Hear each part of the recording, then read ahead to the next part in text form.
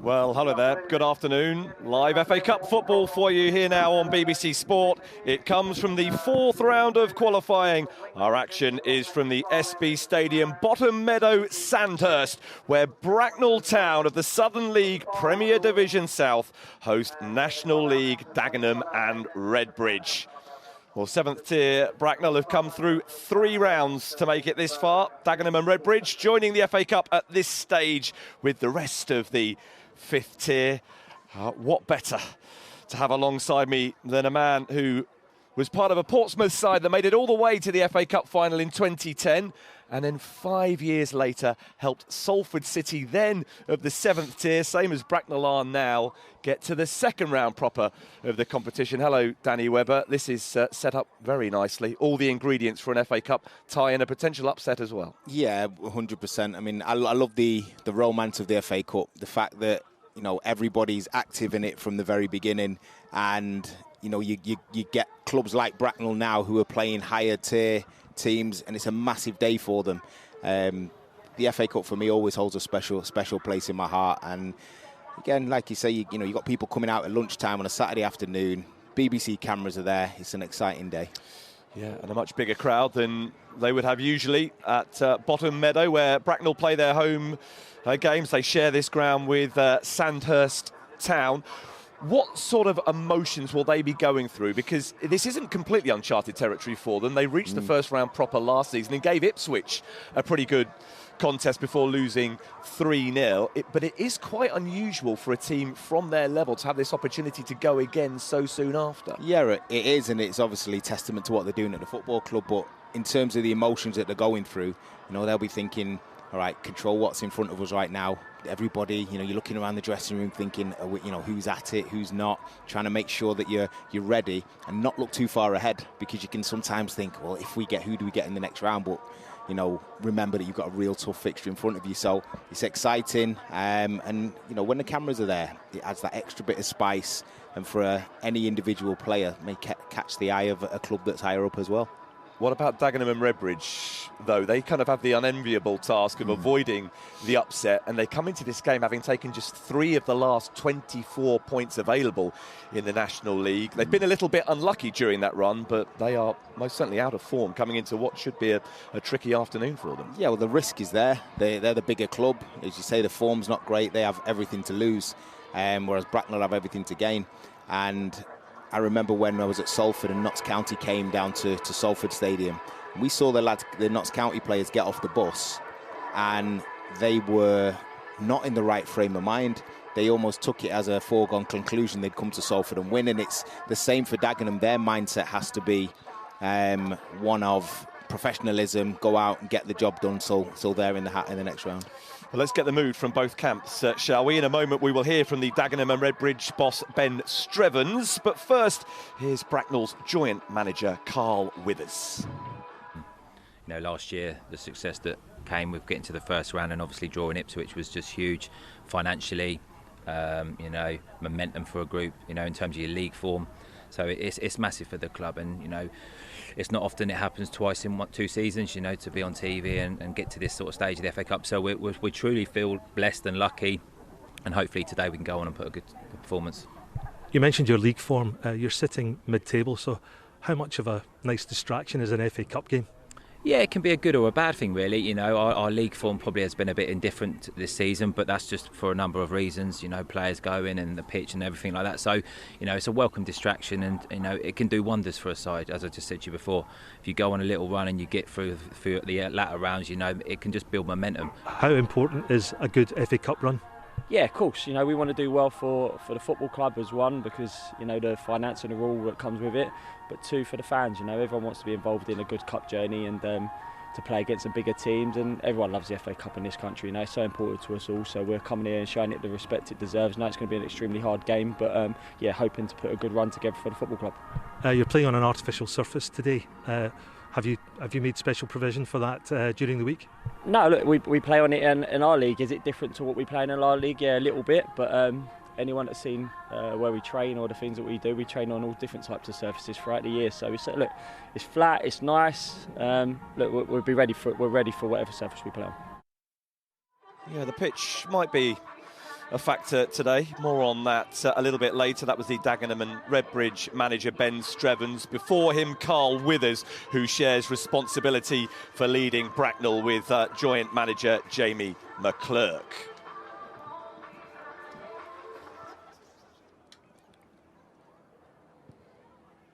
Well, plenty have made the journey from Dagenham to follow their sides today. An awful lot of the focus will be on Bracknell, who have Gabe George fit and available to start for them at left back, having missed last Saturday's victory in the FA Trophy with an injury. Jordan Esprit is their leading goal scorer. He has 8 already this season. Joe Grant has scored twice in Bracknell's 3-match FA Cup run. Defender Daryl Harrison is in for an interesting afternoon. He is from a family of Dagenham and Redbridge season ticket holders.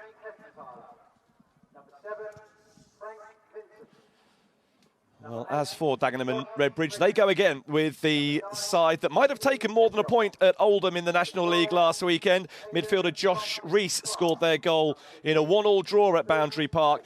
It was a game where striker Ini Effiong returns to action after a serious health scare in August. He starts again this afternoon. Goalkeeper and captain Elliot Justum has twice reached the second round proper with the Daggers.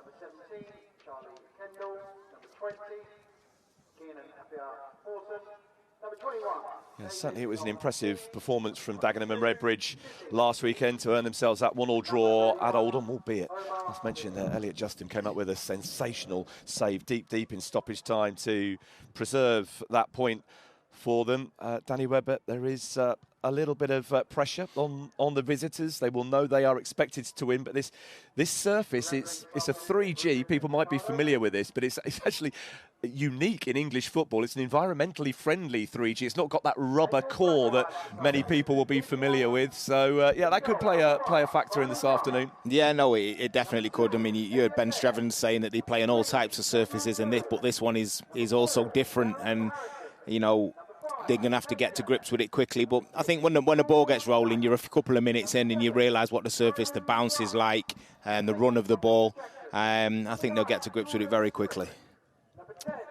Yep, it's one of those factors that comes into play, isn't it? Bracknell with the home advantage, the side that play their football 2 divisions behind Dagenham and Redbridge, and dreaming once again of the opportunity to face league opposition in the first round proper. As for Dagenham and Redbridge, well, they will expect to get that far. Indeed, they have reached round 2 in 2 of the last 3 seasons. It is a gloriously sunny afternoon in Sandhurst. Normally sort of 300 or 400 here for a home game. They're hoping for maybe 3 times that many today. Should make for a very good atmosphere, and those kids have got in for as little as £2, so there's been plenty of incentive to introduce the 4th qualifying round of the FA Cup to the next generation of supporters.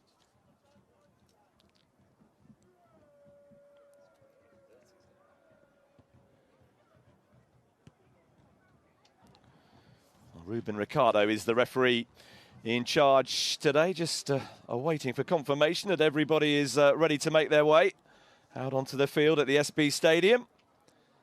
There we go, he was a linesman short. Well, the FA Cup isn't just about which ribbons are placed on the trophy come May. There are multiple objectives along the way, including for the likes of Bracknell Town and Dagenham and Redbridge reaching the first round proper.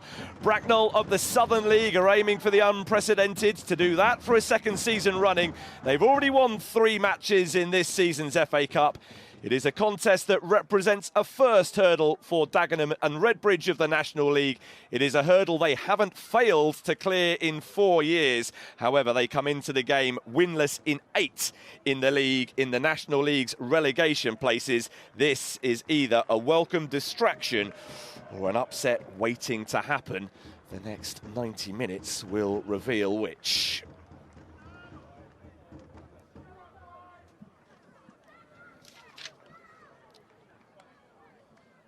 Well, Captain Ashley Lodge was one of the Bracknell Town goal scorers in their 3-1 win over Poole in the last round, a fellow 7th tier side. They've beaten 6th tier Havant and Waterlooville on the way to this stage, as well as seeing off Harrow Borough, who also play their football in the 7th tier in the first round of qualifying. Dagenham and Redbridge comfortably through this particular stage of the competition last season. In fact, they have quite recently reached the 3rd round back in 2016 when they lost to Everton. They have a best ever run in the FA Cup of reaching the 4th round just 20 years ago when it was Norwich City who ended their run. Ruben Ricardo is our referee this afternoon. Assistants from David Nicholson and Marcus Carmichael. They are the 2 assistant referees. The 4th official is Morgan Conn.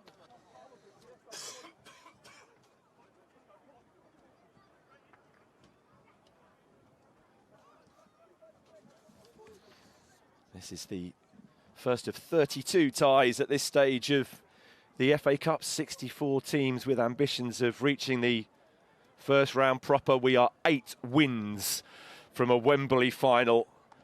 But when you come into the FA Cup during the qualifying rounds, it is the first round proper that you have as your target. And these sides are just 1 win away from achieving that.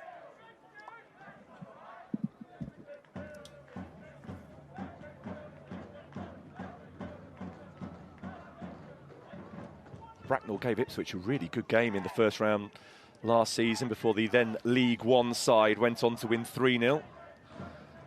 That's an even better looking result from a Bracknell Town point of view if you look at what Ipswich are currently doing in the Championship. I think what Kieran McKenna's doing there is magnificent. So as you say, the magnitude of them being able to compete against Ipswich in the way they're performing is testament to the work that's been done down at Bracknell Town. Well, we will be having a pre-match silence as a mark of respect for the victims of the violence in Israel and Gaza.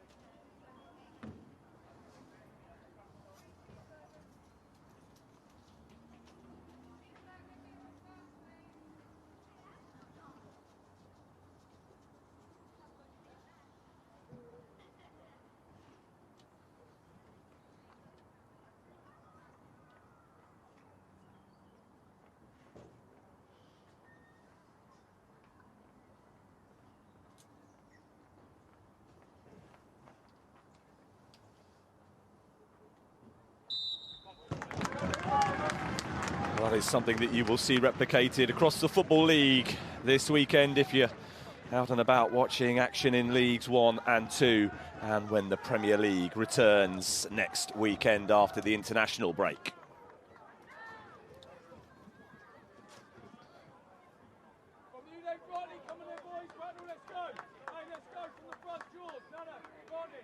Well, it has got all of the ingredients at whatever stage of the FA Cup you happen to be at. You're looking for the stories, you're looking for those teams trying to achieve unique milestones or go that little bit further than they've ever gone before. And of course, you are always looking out for an upset as well. That is something that Dagenham and Redbridge will be hoping to avoid today. It is 7th tier versus 5th. 54 places separate Bracknell Town and Dagenham and Redbridge. A place in the first round proper of the FA Cup is at stake, and it is the visitors from the National League looking to do the early running, looking to make an impression immediately on the game. And bearing in mind the run of form that they are in, Danny Webber, 8 games without a win in the league, they will be desperately keen to get off to a positive start. Yeah, they will be, and a good start is key to that. You know, you don't want to be in a position where you're fighting against the odds and chasing the game. It's going to be hard enough anyway, because Bracknell Town are up for it and, you know, pose a lot of threat that they're not necessarily used to. So, yeah, it's a big game for them. But, you know, you always find the early minutes in these games are very intense. Everybody competing to win their individual battles, and then the game settles down. Simon Grant with the Ball launched forward from the Bracknell goal. Elliot Legg helping it on. Once again, Grant out to deal with the situation. This is the second game of his return to the Bracknell goal. Simon Grant, he's back at the club because Michael Eacott, who started the season as the Bracknell goalkeeper, is off getting married. He's on his honeymoon. Nothing stops for the fourth qualifying round of the FA Cup apart from marital bliss. We wish him all the very best, of course. I think it's interesting just watching the early moments. Every time Bracknell have got it, they're trying to turn in behind and get the ball forward as quick as possible. It's obviously a tactic to get it up to Jordan Esprit at top. This is Ashley Lodge, the Bracknell captain, twisting and turning and trying to find a route towards the penalty area where Esprit is awaiting a delivery. Instead, this is Nana Owusu. Okay, George providing some assistance as well. KJ Osu opts to go all the way back to his goalkeeper. And Simon Grant returned to Bracknell colours last weekend with a man of the match performance in their win over Hanwell Town in the FA Trophy. Ball beyond the reach of Elliot Legg and out of play for a dagger's throw.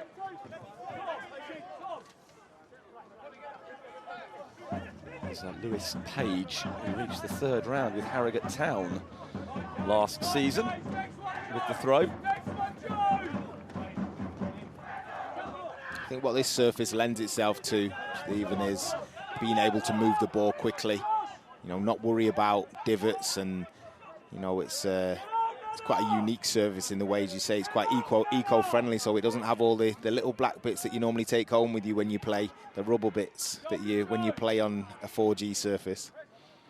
Yeah, anyone who's washing their kids' kit after a game this morning will be familiar with what that looks like. It stays in the socks forever, doesn't it? It does.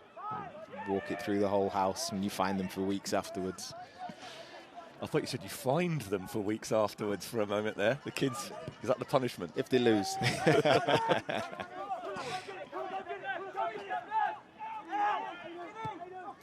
Elliot Justin, the Daggers' ever-present goalkeeper with the ball forward. It wouldn't fall for Effiong.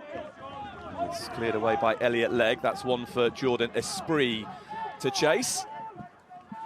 Dealt with by Phipps. Needs to make sure when he's closing down Jordan Esprit that the team are coming behind him as well. So it can be a long day chasing up as a number 9 by yourself if the team aren't with you. Lawless taking aim. Well, that's the first shot in anger of the contest from Connor Lawless, who is still awaiting his first Dagenham and Redbridge goal. Got every right to hit the ball. He finds himself in a bit of space. He just leans back as he strikes it, gets good power on it, but leans back, and the accuracy is way off. But Bracknell can't allow him just to come forward and strike from that range. You can see he's got a desire to get forward and shoot. Off the head of Page, dealt with by Rees. Francis Clark back to his goalkeeper. Aidan Francis Clark is on loan from Luton Town of the Premier League. Never had the experience of playing in the FA Cup proper. So for each player, not just for each of the teams, there are little milestones to chalk off, objectives to achieve. This is Francis Clark, Josh Hare, into Effiong. Broken up by Knight, but not for long. Looking to settle into a rhythm, Dagenham and Redbridge, the National League side, starting to look a little bit more confident. This is Lawless. Hessenthaler. Connor Lawless for Effiong. Hessenthaler. Wide for Josh Hare. He's got Frank Vincent ahead of him. Bracknell doing well so far, just being resolute, not being easy to break through. I mean, having a lot of the ball, Dagenham, but you've got to penetrate, and as long as they're not getting in their box, Bracknell will be happy. Vincent with the layoff, and then fired in, and flashing across the face of Grant's goal. Might have got a touch on its way. It will be a corner. Very, very good strike there. took the opportunity at the right time, Josh Hare. I think it was. And it was a good strike. I thought he would have tested the keeper, but he's gone out for a corner. Good passage of play from Dagenham. And having won the corner, Josh Hare has come across to take the first corner kick of the game. And will immediately have another. That's come off the head of George Knight and behind for another Daggers set piece. When you're in the dressing room, managers always stress the importance of set pieces, whether you're defending or attacking. You know, it can be the difference. And Bracknell need to make sure they set up and pick all of the on-rushing Dagenham players up here. Hare with the corner, flicked on at the near post. Bracknell survive for now, but Lawless has won the race to keep the ball in play. Good pressure this from the National League side. Albeit that pressure for the moment has evaporated. You see Dagenham have set up in a way where they want to move the ball quickly. Happy to commit people forward. Bracknell have to find a way to have some good possession themselves high up the field. These sort of areas. Francis Clark back to his goalkeeper.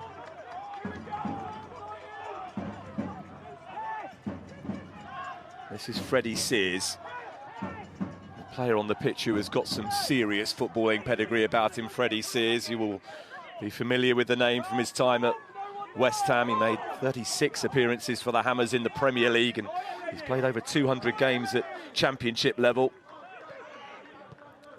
I remember playing against Freddie years ago when he was a young lad coming through. Vincent with the shot that takes a deflection, and it is a deflection that sends the effort clear of the crossbar.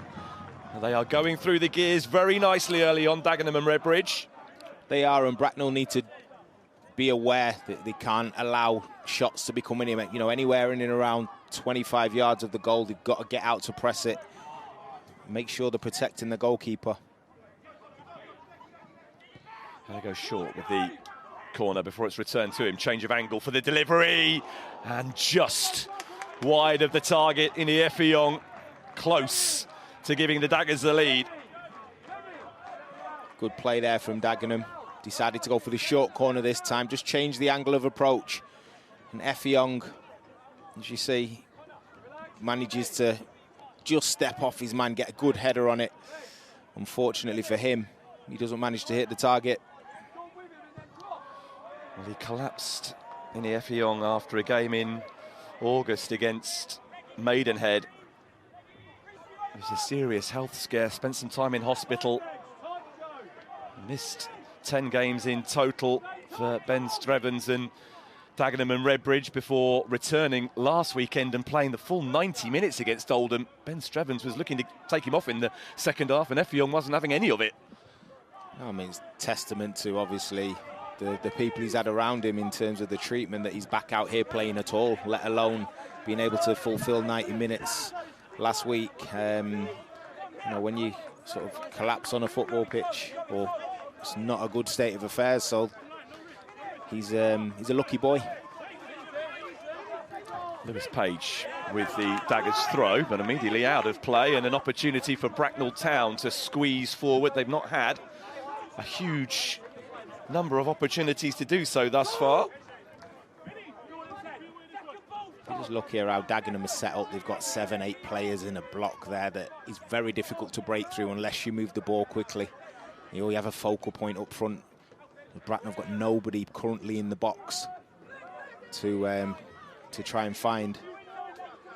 Well, worth remembering, it is part-time footballers against full-time footballers, and that might just be a factor if we go the distance. I think it plays a factor in fitness as much as anything.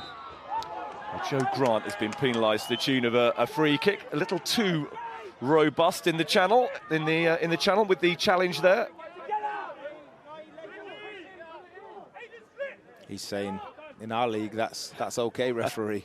We don't mind those kind of challenges. There's not much in it, to be fair. Just gone shoulder to shoulder and slightly late. Not playing in the Southern League Premier Division South today, though. Fourth qualifying round of the FA Cup instead. Elliot Justin. Getting the parameters of his penalty area spot on. Watching the amount of work whenever the ball goes up front, Jordan Esprit's doing to close down or to try and get something. You know, I mentioned it before, you have to pick and choose your runs. Are your team coming behind you? Because otherwise you can use up all your energy without, without getting anything for it. Well, Jamie McClurg on the right, Carl Withers on the left, the co-managers of Bracknell Town. A friendship that goes all the way back to their days playing in the centre of Bracknell Town's midfield together. They are Bracknell boys. They are hugely proud of their hometown and what they've managed to do to put the club on the map, and they are absolutely desperate that once again the spotlight shines on them once more in the first round proper, just as it did last season when they came through 4 rounds of qualifying to reach the first round proper. And also came agonisingly close to promotion to the National League South, but for a 95th minute winner from Truro City in the playoff final, they may well have been there. First shot of the game for Bracknell Town is a shot from Tom Jackson. Funnily enough, I spent a bit of time as a kid in Bracknell. I went to school there for a little while. I went to 5 primary schools, and one of which was in Bracknell. So when I saw this game come up, it sort of raised my eyes a little bit, and good to see them doing so well in the FA Cup this year. They certainly have aspirations of getting themselves up to the 6th tier, to the National League South. It's a sustainable aspiration, though. They're not going to throw too much money at it. The owners, the SB Sports and Education Group, run by the Steinborn-Busser family locally, they are trying to do it in the right way and not going to get too caught up in throwing money around to compete with those who perhaps are a little bit more desperate to climb the pyramid. They hope their time will come a little bit more organically than that. I think Carl Withers mentioned it before the game, how much the financial implications of playing Ipswich last year were a bonus to the team and to the club. And this, again, having the BBC cameras here and the amount of people turning up, it can only add benefit to them moving forward. Well, moving forward on the field, growing into the contest in the last couple of minutes. Elliot Legg with the throw.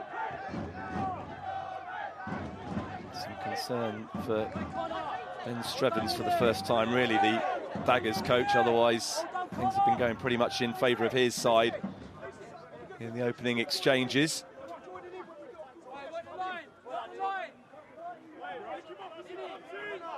I love when the cameras and the sound is so close. You can hear the detail that each manager's trying to impress upon on their teams. Oh, yes, this is football up close and personal. Harrison neatly away from 2 in Daggers' colours. Lodge unable to retain possession. Ever so well there, Harrison. He was under pressure, turned out, as you say, then took a nice pass into Lodge. Lodge has got to just take care of the ball, otherwise you end up doing a lot of legwork with no reward. Effiong did brilliantly there initially with the chest down, but the return pass was beyond his reach. Now to play for a Bracknell throw. I think this is it. You're looking for a moment of quality from somebody that will, break the deadlock, and often when they're in FA Cup ties, form can go out the window or tactics, and it's a moment of brilliance that changes the game. Here's Joe Grant, looking to escape the attentions of opponents for the first time. Real fan favourite here, Joe Grant. Effiong has gone for the return, or at least that was the anticipation. Instead, he'd stood his ground. You can see he's important for them, Effiong. They play up to him often. They expect him to hold it and bring others into play. He scored 23 league goals last season, Effiong, during his time with Aldershot and then in the latter stages of the season with Dagenham and Redbridge. He certainly knows where the back of the net is. I think the number 9 is who plays like that. There's not a lot of them around, so when you do get them, especially at this level, they're very valuable. Lodge Gets it back from Jackson. His leg. Esprit getting free for the first time. Cleared away by Vincent. That's the best we've seen from Bracknell thus far. Harrison careful that he didn't turn into trouble. I think he's done well there, Harrison, again, but you've got to be careful. If you're a striker and you're playing against a defender who doesn't mind having a few touches, you invite him to have one and then you rush him really quickly. So he needs to be clean and clinical in the way he manoeuvres the ball.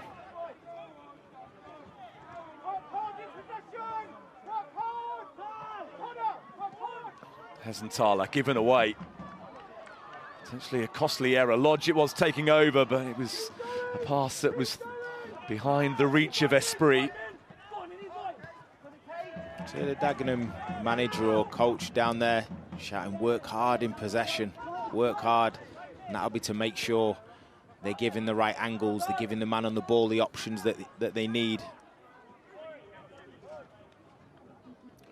Elliot Justin has twice reached the second round of the FA Cup in the colours of Dagenham and Redbridge. He's their longest serving player into his 8th season now, in and around 300 appearances in all competitions.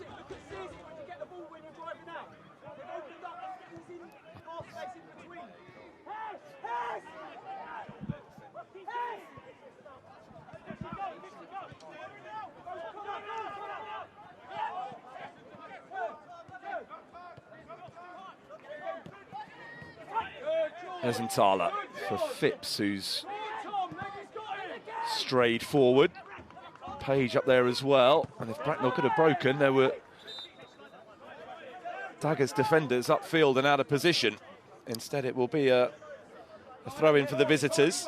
Really difficult when you're on the pitch and you're running after the ball, as they have been so often in the game so far, Bracknell Town.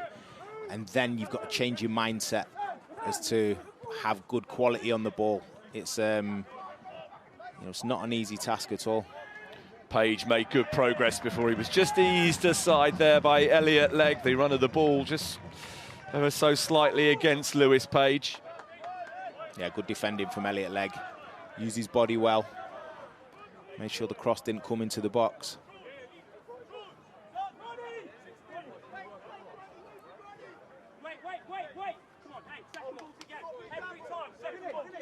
Well, Grant was eager to get on with the goal kick a little bit more quickly than he was able to do so. Effiong. Leg away off the head of Hesenthaler. Esprit. Reese looking to get the Daggers moving forward. Here's Frank Vincent, who was part of the Notts County side that got promoted from the National League last season before he was released after having spent some time on loan at Aldershot.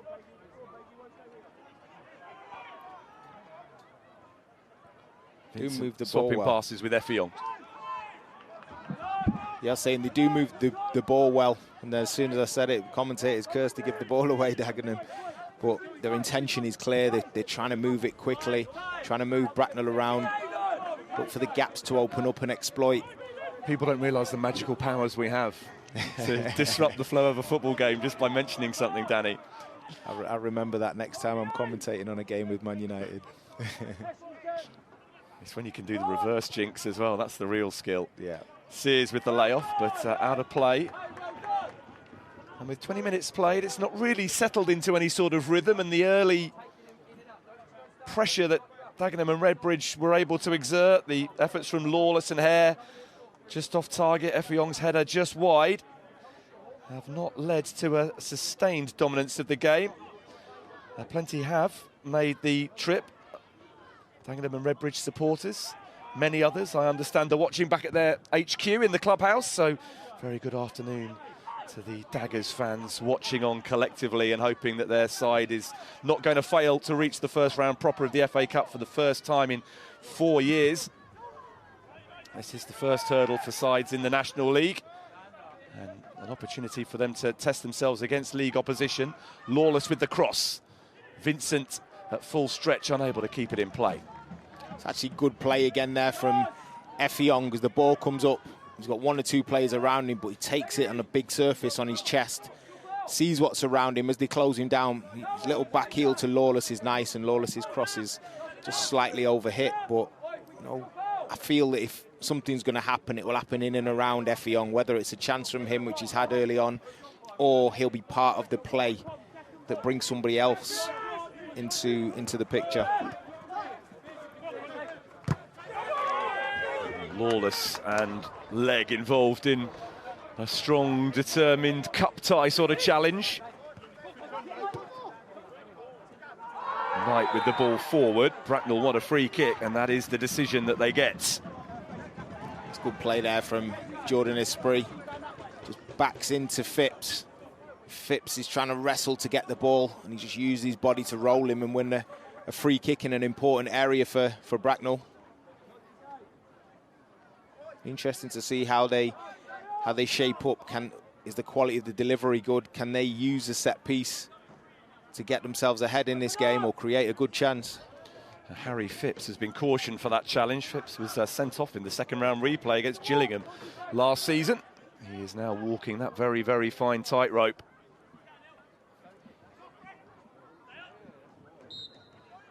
Captain Lodge is one of those who could deliver the free kick. Instead, it's sent in left-footed. Effiong with the defensive header, but only back as far as Gabe George, who was the player who delivered the free kick and then has somewhat lost his bearings.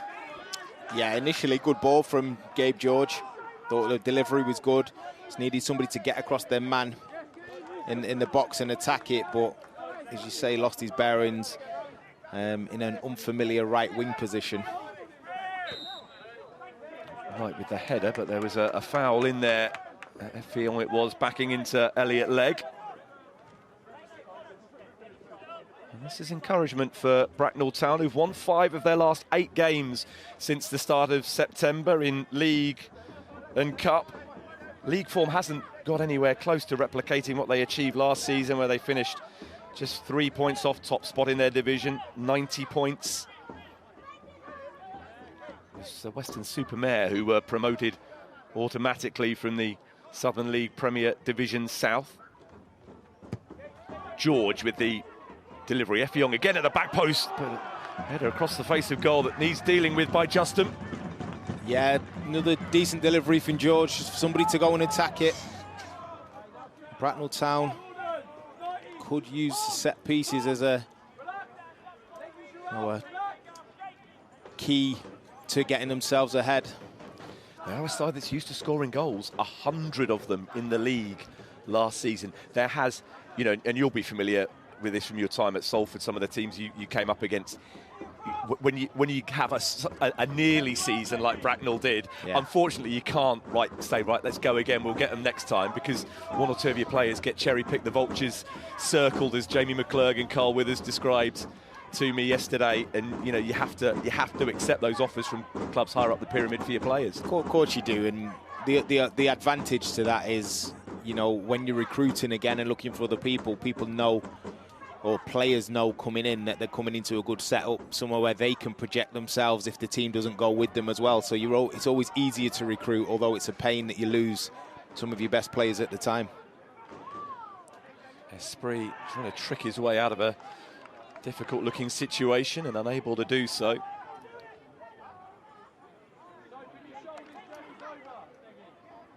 Just frustrated there as he gives the foul away. A couple of times there he's done that. Bracknell Town, number 7. Joe Grant. Vincent gets it back from Lawless. Effiong unable to subsequently pick out a pass. This is Tom Jackson, player wearing the number 8 for Bracknell Town.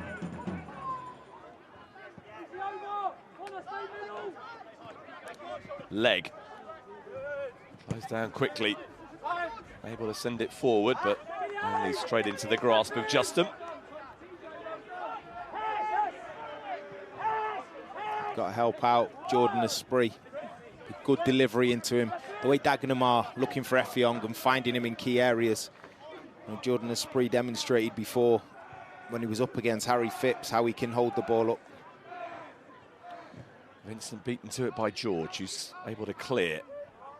This is Francis Clark.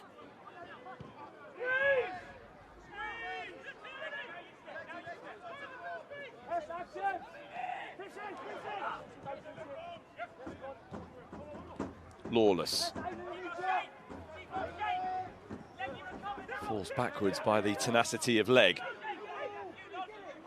Hayden Francis Clark. Effiong closed down quickly by Harrison.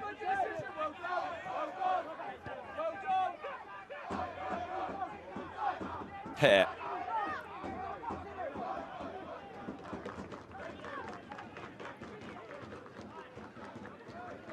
Vincent, oh, really nicely done. And but for some excellent goalkeeping by Simon Grant, the Daggers would be ahead. That is the move of the match so far. Yeah, really nice the way they're moving the ball around. Just being patient, looking where they can penetrate. And that's a nice reverse pass into Sears. Sears has got to cut it back there. I think he's just tried to slot it past Simon Grant in the Bracknell goal. Corner dealt with thus far, but Hare will get another opportunity to deliver. Deeper this time, Grant comes. That was an important hand. Effiong was loitering.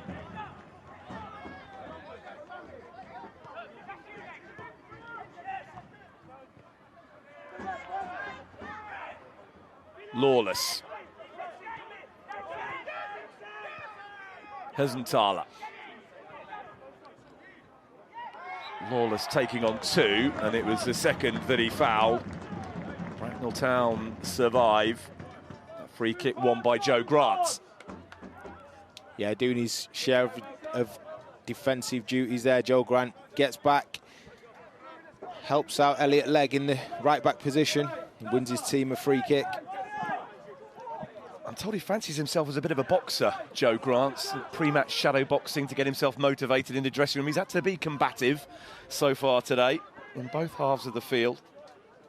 He has. He's been happy to get in the mix and, you know, compete whenever he's been required. Think forward from George.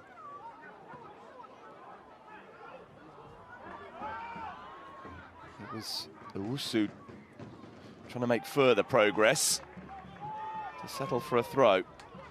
When you look in, the ball goes up to Owusu there. He's not had a lot of the ball. You have to just keep it simple, secure it. And we've tried to sort of flick it round the corner to Jordan Esprit. The ball, you have to take care of the ball to create chances for your team. Lodge. Knight had to scurry there. Pass was a bit beyond him. Not sure he realised it was intended for him. That's not a bad looking delivery from Legg, but it didn't keep Esprit interested for long. No, there was a split second there where you could see Elliot Justin want to come. The ball was slightly overhit, but positive from Elliot Legg.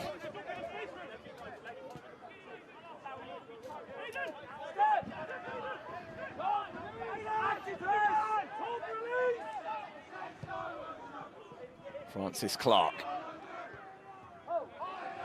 With the switch of play, Effiong. Page. To Effiong.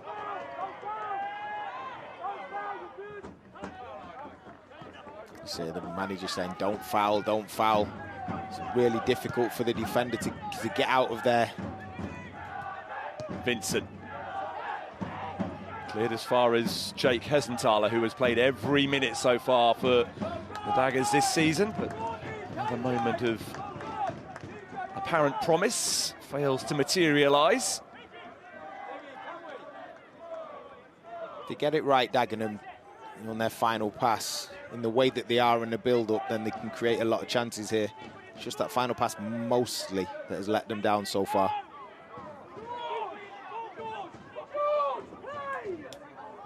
Simon Grant not taking any risk, just telling his defenders. You got Harrison coming wanting to take it short. Just telling his defenders, no, get up. Well, Ben Strevens took Eastleigh to round 2 in 2019 and twice to the first round as well. He's in his first full season in charge of Dagenham and Redbridge, having arrived with the club in March after spending some time at Luton as a youth coach after leaving Eastleigh at the start of 2022.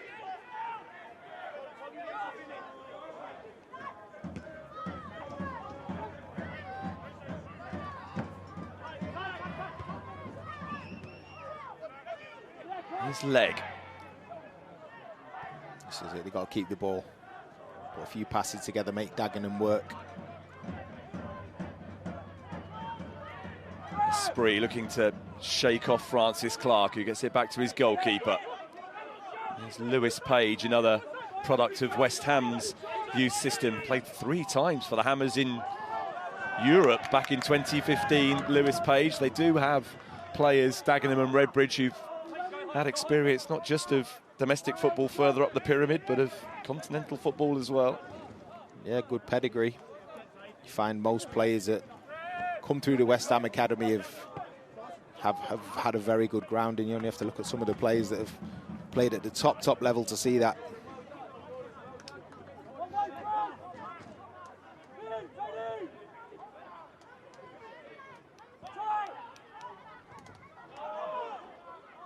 Owusu unable to escape the player that scored what ultimately proved to be the winning goal in the previous round against Poole. That game was all square at 1 apiece, deep into stoppage time before Bracknell Town won it 3-1 with penalties in the 95th and 98th minute to book their place in the 4th round of qualifying. I think the key to this game for Bracknell is staying in it, you know, and so far so good for them. They're, you know, half an hour in. Yes, they've conceded a few attempts from distance, but you know, they're competing, and then it's just taking your chance when you may have less chances, but taking it when it comes.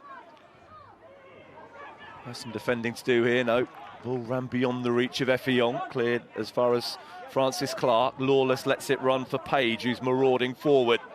Got leg in hot pursuit. Page's cross is a dangerous one. Grant didn't know whether to come or stay at home. A moment of confusion for the Bracknell goalkeeper. Yeah, fantastic ball there from Lewis Page. You know it's a good ball because Freddie Sears, who was coming through the middle, just turned around and applauded for the quality of the ball. And as you say, Simon Grant didn't know whether to stick or twist, and he was a relieved man when it went out. You can smile about it now. Yeah. Very different if somebody gets on the end of that cross and you're nowhere to be seen.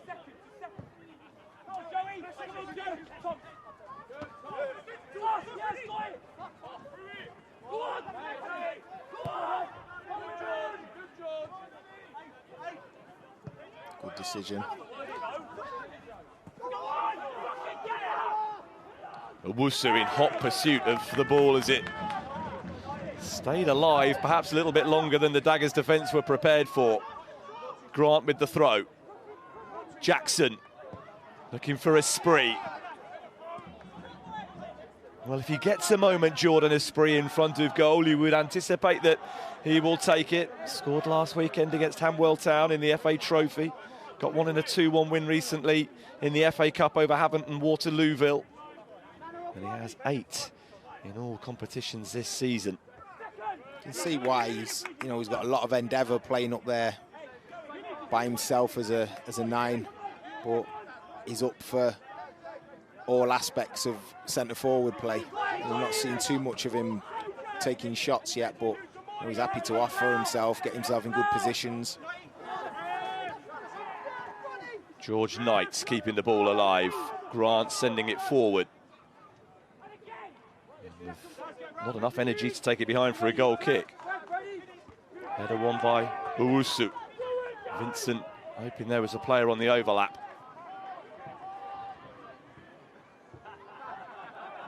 Just keep coming back. At the moment, Bracknell keep trying to turn it back in there, and they hope that one of their front 3 can produce a moment of magic.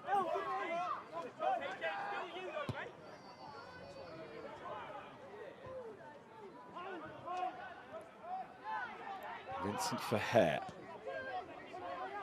Sears.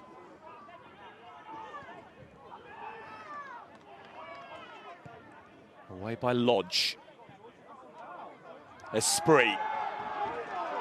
He's got the better of Francis Clark for the time being. Now he needs some assistance, or maybe he doesn't. Esprit's done tremendously well and felt entitled to shoot, having wriggled free of the challenges. Excellent play there from Jordan Esprit. I mentioned getting it up to him and being game and looking to wriggle. He does ever so well there, uses his body well. Then little quick feet on the edge of the box twice. And that feeling of it all going right makes him feel entitled to take the shot, which he doesn't quite get right, but it's a good moment from Jordan Esprit. Player who feels as though he's come into this season with the points to prove, having missed 3 months of last season with injury. He is, though, one of the survivors of the first round tie against Ipswich from last season. George Knight and Ashley Lodge both started that game as well. Joe Grant featured in it as a substitute. So he would love another taste of the first round proper league opposition. An opportunity to really test yourself against players further up the pyramid.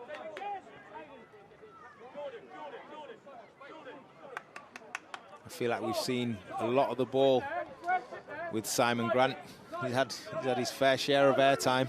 Not had a save to make yet, though. No, it's always been at his feet so far.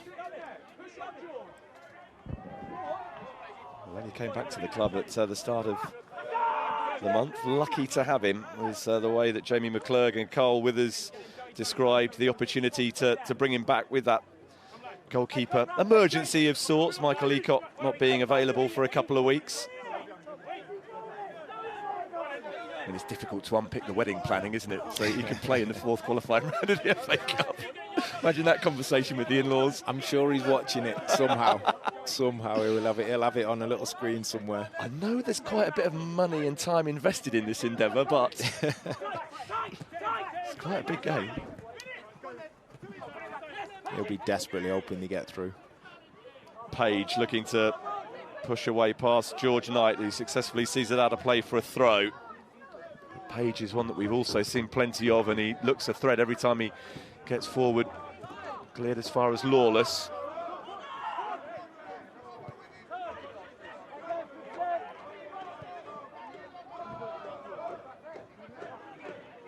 Lawless, nice idea. That's the accuracy required.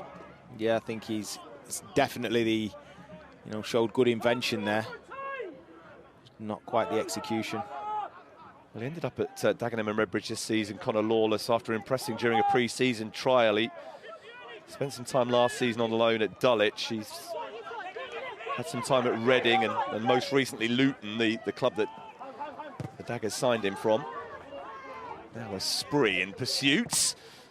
Almost looked like a race that Elliot Justin would win. I felt that was just one that Esprit slowed up on. He didn't know how rash the keeper might be. Probably the right decision.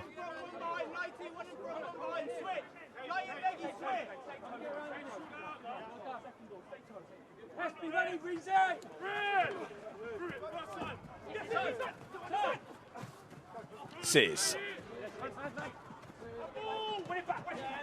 The last couple of years playing for Colchester in League Two, Freddie Sears, previously where you would have come across him in League One with Ipswich Town. Danny Webber, free kick. Yeah, that's right. I remember him, Ipswich and West Ham and Coventry, actually. He spent time at Coventry. He'd always be a threat. He's playing a little bit deeper at the moment, but he was always a winger or he plays a second striker.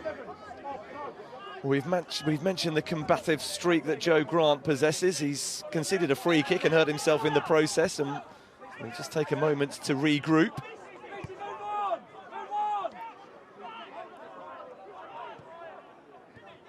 Francis Clark gets it back from Frank Vincent.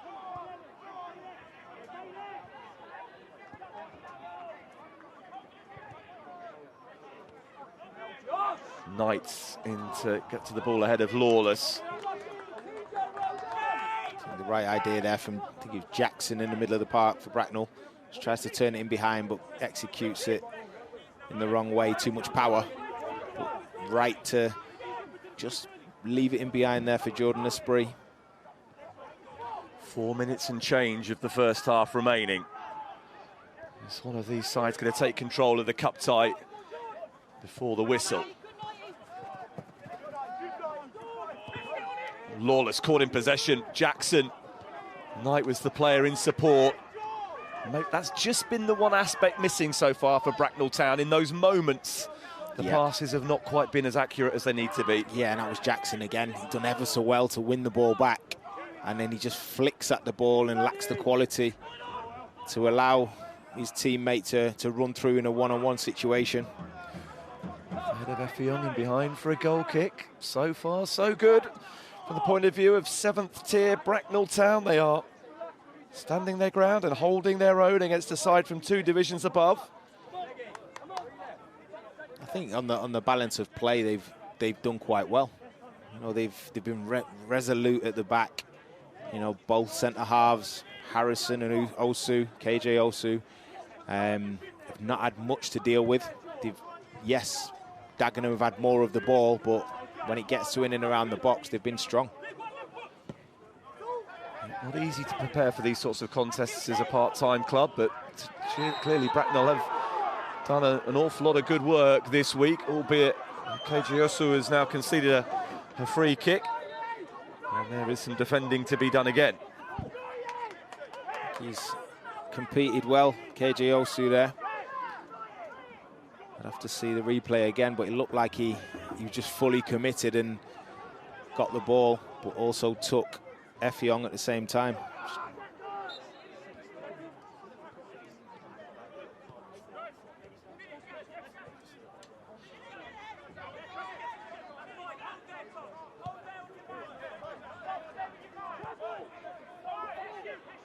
Looks like Bracknell have been all week been well drilled not to leave gaps. But they would have also been told not to do that. That's right, they can get punished. Asantala getting on with the free kick quickly. His hair gone deep towards Effiong, just beyond the reach of Vinny Effiong. That's good defending at the back post as well, because Effiong looked almost certain to get on the end of that. The defender just used his body to make it uncomfortable for Effiong and allow the ball to flash past. Helped on by George Knight. He was been cautioned in the last couple of minutes for dissent, we believe. And he's now contesting another decision, so he needs to be a little bit careful. Bracknell don't want things to come unravelling in the final 75 seconds of a first half in which they have competed incredibly well, but have conceded a succession of free kicks.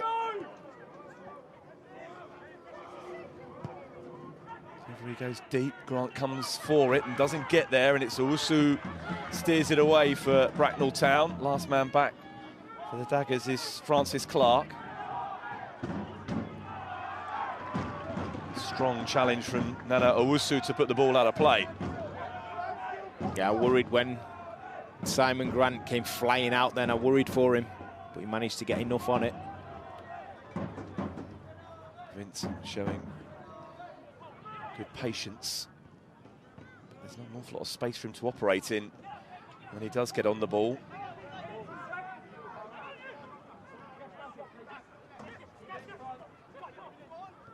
Effiong. Last time we've seen him get his head up and move with purpose. Finds Hare. Here's Frank Vincent. Owusu has done a really good job helping Gabe George out when they've had to defend on that left-hand side, Bracknell. Into 2 additional minutes at the end of the first half. Stoppage time period that begins with a Bracknell free kick. Which is taken quickly. Grant. Heading forward with determination. And Grant. There was room for a shot. Blocked as far as leg. Leg in towards Esprit. Away by Page in the end for a throw. Yeah, good play there. You know, as Joe Grant broke, he didn't really have any options. He was looking to get his shot away, which got blocked. But then he kept it alive. And as the ball came back into the box, it was that man Jordan Esprit again, challenging, trying to create something in the box. Leg with the throw. Jackson, the intended recipient.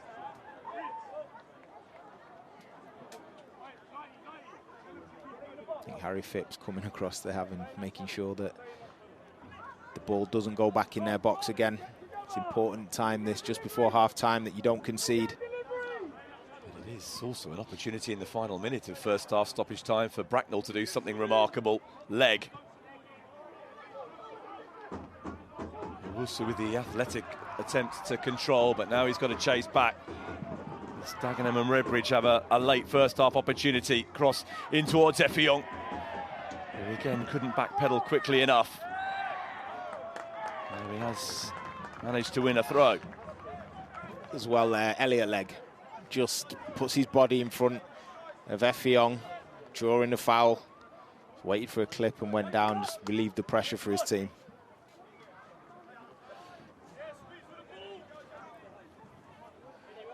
Well, that'll enable Bracknell Town to see the clock out in the first half.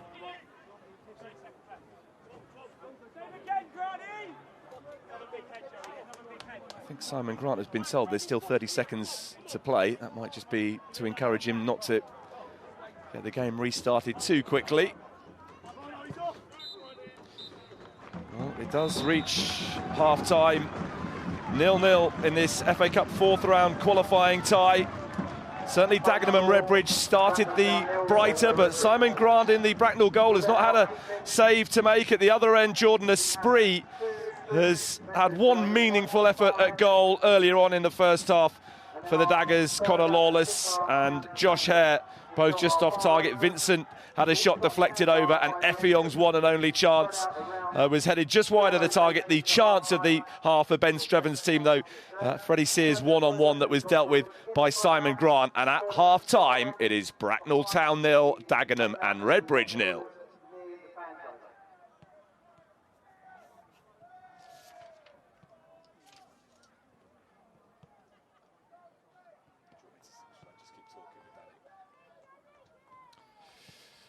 Well, what stood out for you in the first half, Danny? Who's impressed you? Where do you see this going? Well, I feel that both front men, you know, can make the difference. They've both been neat and tidy, both been a threat in different ways. I think, you know, Dagenham have obviously been moving the ball through the different zones and keeping better possession and trying to find Effiong and play off him, whereas Bracknell have been more direct and played to Jordan Esprit, and he's had to try and make something happen himself. So, you know, I feel that either of those two could have a big part to play in this game. Aside from that, they've been combative. The two centre-halves from Bracknell Town, Daryl Harrison and KJ Osu, have stood strong whenever the ball's been in and around the box, which sets it up nicely for an interesting second half. Any anxiety from a Dagenham and Redbridge point of view, the National League side, the favourite, based on status, if not recent form, that early flurry of pressure and opportunities didn't lead to a goal? Yeah, I mean, it can creep in. The longer the game goes on and you've had all this possession and not scored, it can creep in, the anxiety. And that also makes a Bracknell Town team feel like we can nick it. And it's that's why it's so finely poised. But, yeah, they've got the quality, Dagenham. If they just focus in the final third, you know, the likes of Freddie Sears, who we've seen break forward, can be a difference maker as well. So it's interesting to be an interesting second half. Well, let's take a look at the pick of the action from the first half, shall we? Goalless, but not without its moments, and certainly not without its moments early on. For Dagenham and Redbridge, it was Connor Lawless with the first shot in anger. Yep, good strike, gets it out of his feet. This is early on in the game. It's another good strike there. Manages to win a corner. If you just see defender gets his body in the way. Again, in a similar sort of area, this was a nice move. Yeah, this was the sort of thing we didn't see enough of from Dagenham and Redbridge. Vincent with the shot that was deflected over, those moments where they were able to go through the gears, sort of demonstrate the greater quality at their disposal, and they didn't do enough of that either to get it into Effiong in an area in which he could potentially pounce. Yeah, he needs that. And then Bracknell, on the other hand, here just getting the ball in the box, winning headers. But this was probably the best move of the game. Freddie Sears just needs to cut it back there. You see Lawless on the penalty spot. He's got every right to have a shot at it, but the best choice would have been if you see Lawless just coming in at the bottom of the picture to square it for him. It's a difficult angle, that.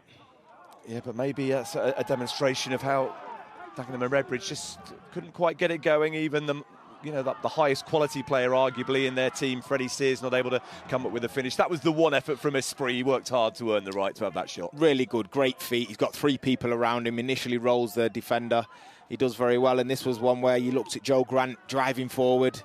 Only option is to have a shot which deflects, and then it's Elliot Legg who just keeps the ball alive, puts the ball into the box, and Esprit almost making good quality with it, good contact with the ball there. So yeah, they've both had their moments, and it's just who makes it count.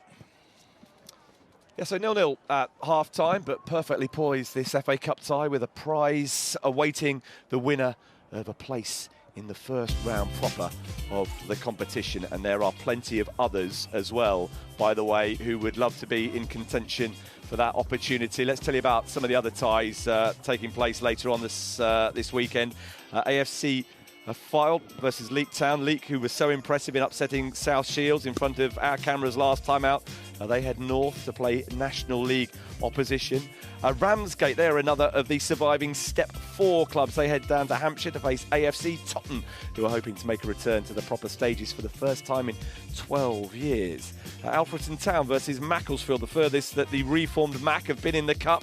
National League North Alfreton, who ended Emley's chances in the previous round, they are standing in their way today. 8th tier Sheffield United produced one of the performances of the third qualifying round, winning 4-1 at Merthyr. They travel to another higher ranked club this afternoon in the shape of Billericay Town. And no club has scored more FA Cup goals down the years than, would you believe it, Kettering Town. Today the Poppies have the unenviable task of travelling to face the highest ranked club in the draw, National League leaders Chesterfield. What about Cray Valley Paper Mills? They're the only Step 4 club who got a home tie this time around. They will look to take use of that advantage to upset Enfield. The Millers previously reached the first round 3 years ago. National League side Dorking Wanderers. They've had a meteoric rise with 12 promotions over the past 24 years, but they have never reached the proper stages of the FA Cup. 7th tier Horsham, a tricky hurdle to negotiate today. Scarborough Athletic, another club hoping to reach the first round for the first time. They'll need to cause an upset though, because they are at home to Oxford City. Step 4 Biggleswade have been prolific in this year's competition. 19 goals in their 5 games, but they will have their work cut out against National League high flyers Solihull Moors, who have made the first round in each of the past 7 seasons. And the Glass Boys of the 7th tier, Stourbridge, who reached the 3rd round back in 2016, will require similar inspiration to 7 years ago when they faced National League Gateshead. For their part, the Heed enjoyed a day out at Wembley earlier this year in the FA Trophy final.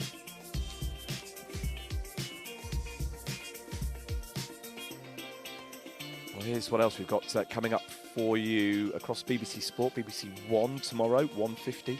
Arsenal against Aston Villa in the Women's Super League. We'll have the draw for the first round proper of the FA Cup for you on the iPlayer tomorrow at 2:30. Rugby League Grand Final highlights, BBC Two tomorrow at 5:20. The Women's Football Show, that's on Monday at 20 past midnight, BBC One. And the Monday Night Club back on the iPlayer and available at BBC Radio 5 Live as well, Monday from 7 o'clock.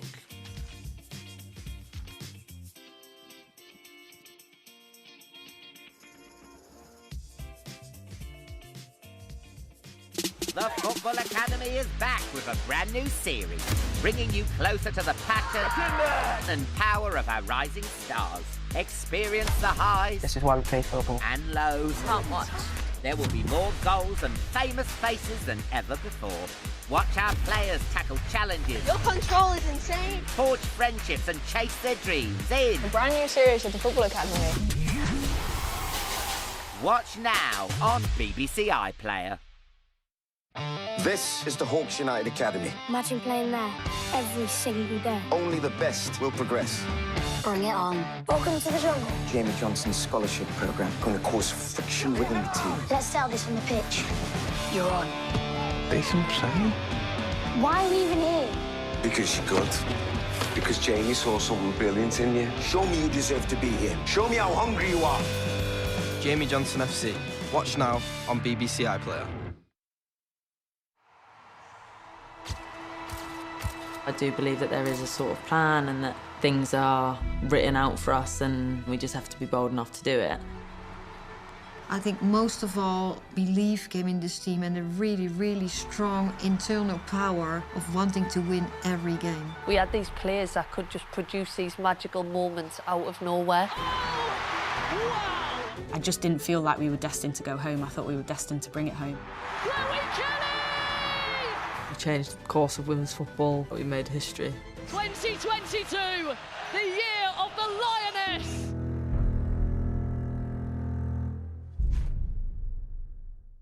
Delve into the journey that led Lionel Messi and Argentina to World Cup glory.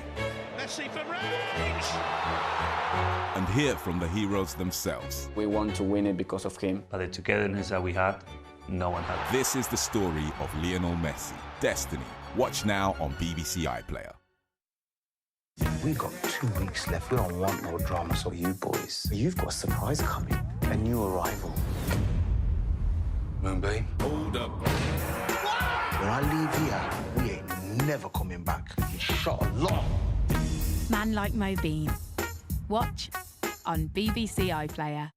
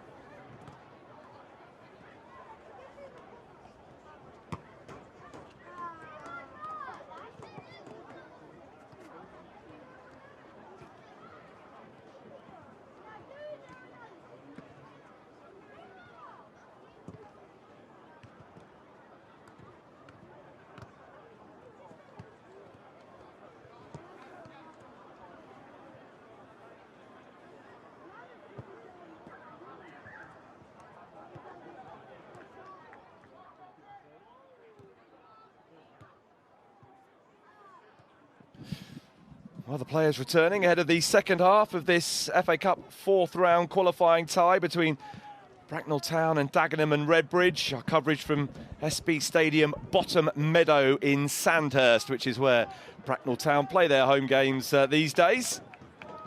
Elliot Justin has not had a huge amount to do in the Dagenham and Redbridge goal, but he probably wasn't anticipating this being one of his busier afternoons against a side from 2 divisions below. But at the other end, the Daggers have not as yet been able to impose themselves in a way that suggests that the winless 8-game run, Danny Webber, is definitely coming to an end today. No, they've just not had the conviction in the final third. I mean, and I don't really put that down to Effiong, who's been a key part of their build-up play. They just need a little bit more intensity, quality on the final pass, and I think they've more than got the ability in the side to do so. Yeah, Bracknell will certainly be the happier of the two as they return with some support from loved ones. Still very much in the tie, still in contention to match their best ever run in the FA Cup, which is twice previously reaching the first round proper. They lost 3-1 against Ipswich last season and were well beaten 23 years ago by Lincoln City 4-0 away from home. Daryl Harrison has enjoyed his afternoon so far against the club that he grew up supporting. His family are season ticket holders. He's even got a tattoo of a dagger on his arm. So it remains to be seen whether he puts the knife into his boyhood club or not at some point today. I think it's important to realise the fitness levels, from a part-time club to a full-time club. That could play a huge part in it. So from Bracknell's point of view, they want to have something to hold on to going into that last 20 minutes of the game. If they could get themselves a goal, it'd give them the extra impetus to fight that little bit harder. And then from a Dagenham perspective, they're trying to make sure that doesn't happen. So finely balanced. Managers have said their piece, which from Ben Streven's perspective, it'll be, come on boys, have more conviction. You've kept the ball well enough in midfield areas, but we need more from you. And from a Bracknell point of view, it's stay in the game. When the chance comes, make sure you take it, and then we've got something to hold on to. Well, they have had some success. Jamie McClurg and Carl Withers. They took Binfields to the FA Vars final, got them promoted. They came very close to replicating that with Bracknell last season, and it is Bracknell who get us underway at the start of the second half with aspirations of moving up to the division behind Dagenham and Redbridge, joining those in the National League South. Focused though very, very much for the time being on reaching the first round of the FA Cup and being in that draw tomorrow afternoon at 2:30. And who knows who that might throw up when the League One and League Two sides join. Off the head and out of play by George Knight, who returned in the previous round of this competition against Poole, a 3-1 win, having missed 6 weeks with injury, so he's still working his way back to absolute prime fitness. Effiong Hesenthaler forced to turn and retreat and spin away a player with over 300 appearances at League 1 and 2 level, Jake Hesenthaler. Well, it was Francis Clark whose run forward has been halted, and Bracknell unable to escape quickly themselves. Will have to settle for a free kick for the foul on Tom Jackson. Started again. Nice bit of intensity from Dagenham. Played the ball into Effiong, him holding the ball up, but just not quite able to penetrate. And again, it's Bracknell coming up the other end, trying to make something happen.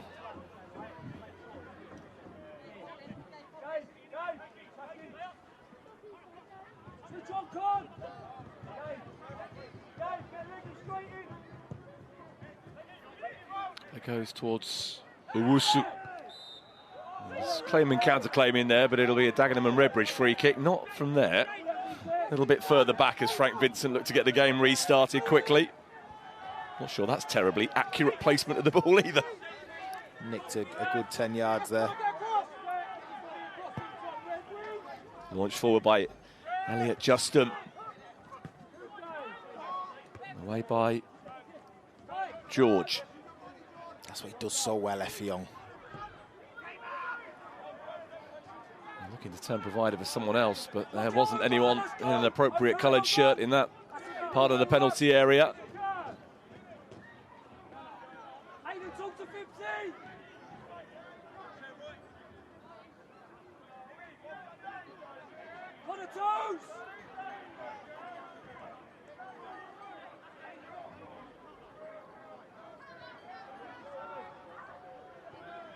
Leg with the throw. It was Knight who ducked underneath it. Forward by the Bracknell skipper, Ashley Lodge.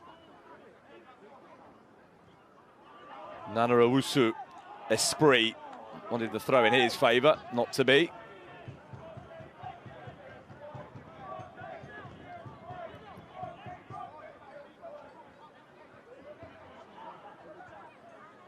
Helped on by Jackson. Doesn't come back his way. Lodge is prevented from taking over.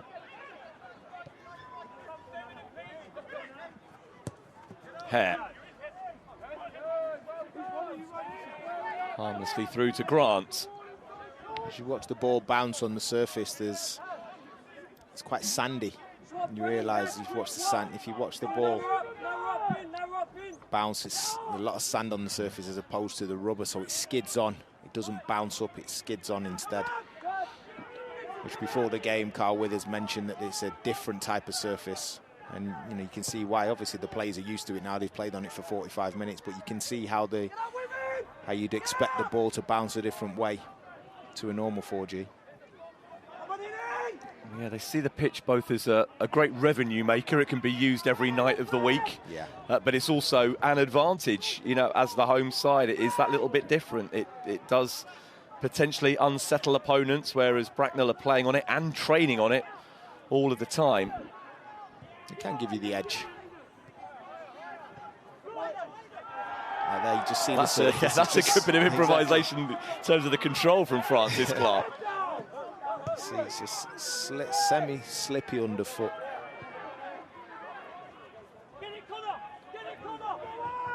Harry Phipps carries the ball forward. Lawless turns straight into Lodge.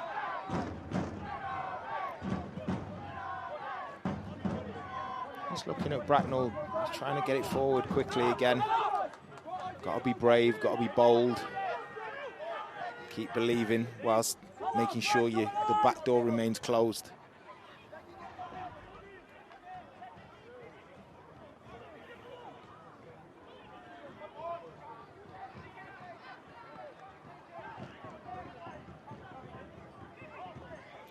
Both teams fighting for every inch, every advantage. Who will be the person who takes the game by the scruff of the neck? Produce that moment of quality. Yeah, that has been lacking from the contest so far, but it's still very nicely in the balance.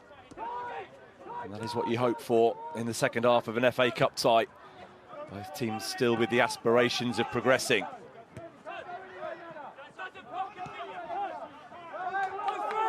Only by Harrison, but the pass into Jackson comes straight back at Bracknell. Grant closed down quickly.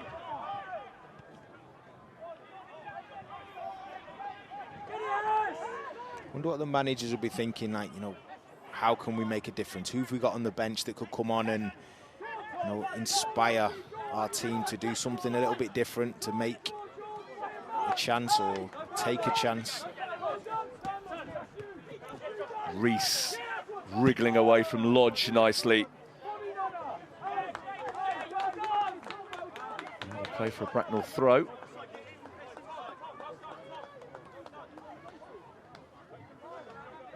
Well, friendship aids the management of Bracknell Town. It's a duo, an equal partnership between Jamie McClurg, who's actually related to the owners, and Carl Withers, who is the calmer of the two. And McClurg played his football at a slightly higher level. Lee Riddle is the assistant manager, and he completes the triumvirate. It's often that I understand the voice that settles any lingering issues as to which way or the other to go.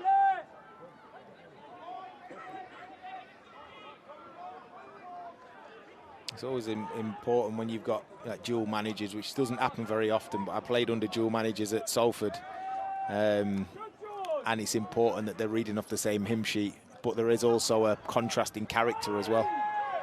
Yeah, I think these two are both good cop. You played under a couple of bad cops, didn't you, at Salford City? They weren't as bad as made out. Esprit's ball in towards Owusu. Yeah, neither one of them would it. Neither one of Jamie McClurg or Carl Withers would accept that they were the disciplinarian. Bernard and Jono, they had just a burning desire to win and to make sure that the standards were high, in terms of effort and determination. They're at Radcliffe Borough at the moment, aren't they? Who came from 3-0 down to beat Macclesfield in the week. Yeah, you'll always get good level of performance from Bernard and Jono, because they demand it from you. They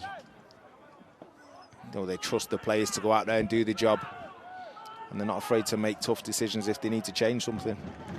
Well, Leggers are pride enough pressure there to win Bracknell a throw. I mean, mentioned this is a family club, a community club, and the managers have both got a long-standing relationship with both the town and the team. One or two of these players in the Bracknell side, and Elliot Leggers, one of them, actually played with McClurg and Withers when they were at the back end of their careers. So there's an awful lot of familiarity. It's been effective for them so far, especially in an FA Cup run that has produced 3 wins already. And they are looking to make that 4 as Joe Grant wins Bracknell the first corner kick of the second half.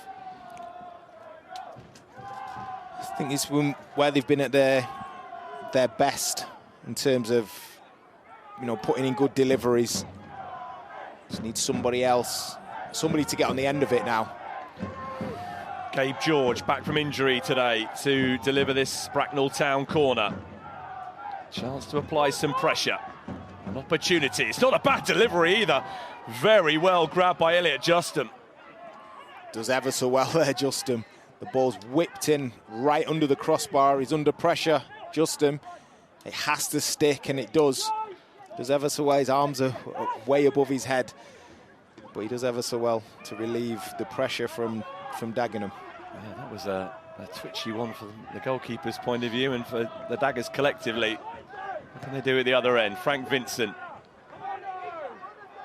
Followed by Hare.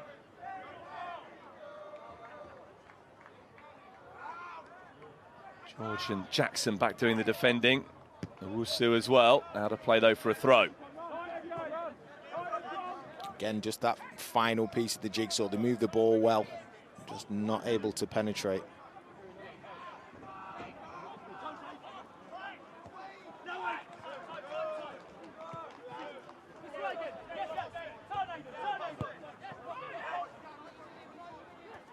I feel like it's a constant pattern that's emerged in the game. Dagenham keeping the ball, moving it around fairly well. Without that, again, the final pass. Effiong chasing the ball down, but from an offside position. You've got to go all the way back to the 2nd of September and a 3-1 win over AFC Fylde for the last time that Dagenham and Redbridge emerged victorious from a contest. They actually had a little flurry of 3 wins in a row at the end of August, beginning of September. Then they've completely dried up, just 3 points from 8 games since. They've lost 4 of the last 6, including very, very late in the piece at York City recently, where they led 1-0 with less than 5 minutes remaining and contrived to lose that game 2-1. So those are the kind of things that can play on your mind as the game gets towards its conclusion. I think you're right. I think it's when you're not sure that goals are going to come, or you've not had the rub of the green, it's just not familiar to it, it's not a habit you're in. You need to drag yourselves through it and make sure you make it count. George and Lodge had an idea in their mind. Lodge eventually delivers the ball. A flag, though, is up. I wonder whether the slight false start in that free kick being taken ended up in somebody straying beyond the defensive line. Marcus Carmichael with his flag raised. Just saw a minute ago Ben Strevens talking to Lewis Young, younger brother of Ashley, who's now joined him as first team coach at Dagenham and Redbridge. Well, they, between them, need to come up with a plan here, because so far Dagenham and Redbridge are not looking as superior as they might, and they've got to retreat quickly here because Grant is in and looking to deliver a cross, and in the end that's a disappointment for Bracknell, a moment that promised a great deal. Again, when you're getting into those areas, you really want to make sure that you get the ball into the box with some conviction. I think if you're a manager now, you've got to be looking at how you change it. What can you do? What's the one decision? You're looking at your bench. Who's going to come on and make that impact?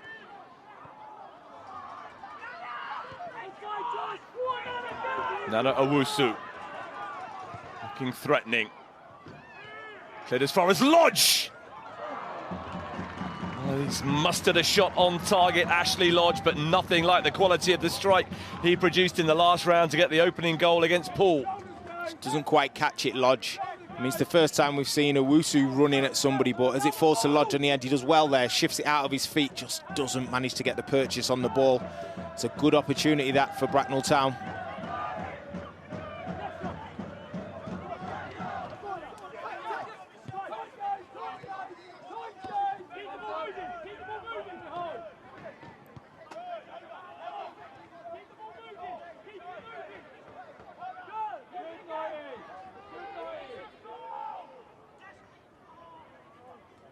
On the ball, Harry Phipps looking for options, looking for movement, and quite static up front or in the final third. Dagenham. Well, we've played very nearly an hour. It's not quite caught fire as yet, but plenty of time still for that to happen.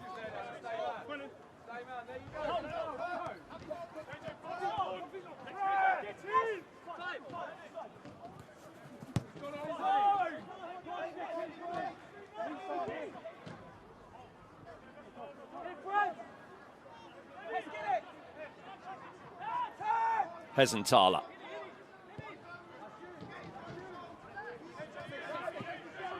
Reese. Coming short there. Needs to get in behind. They need somebody to penetrate.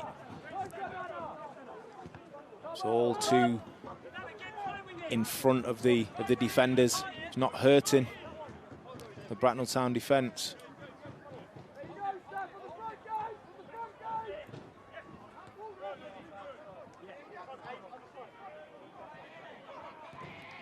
Well, really good pullback, and Effiong couldn't get the shot away cleanly.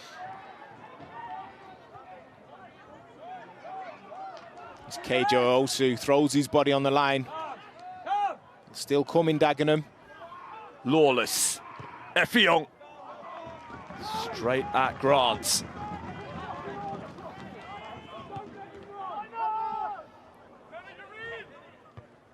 It's a big kick. Huge distance on that, Simon Grant. This boy has been a problem. Esprit looking to cause the Daggers a big problem, can find only though the midriff of Justin. But the goalkeepers at both ends of the field, at least called into action. If you're Bracknell Town now, you're thinking, get the ball into Jordan Esprit. You know, he can wriggle, he has got bright feet, he is up for the fight and has got an eye for goal. Try and get him in the game as much as possible.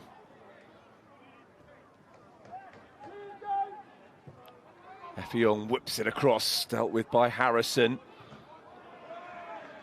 But Knight couldn't prevent the ball going behind for a corner. I think Dagenham they need Effiong in the box, being on the end of those crosses. You know, he's doing a lot of work in and around, going and showing. When really, if they could get good delivery into him in the box, I could see him getting himself on the score sheet.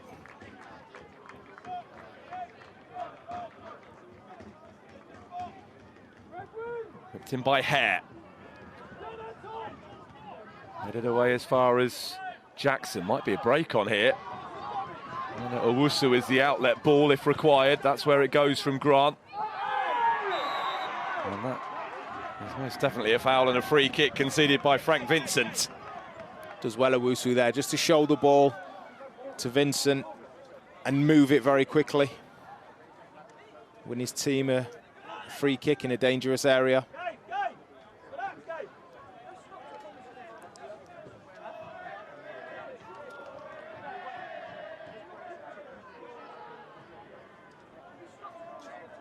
The chance of we're going to score in a minute would certainly make things interesting.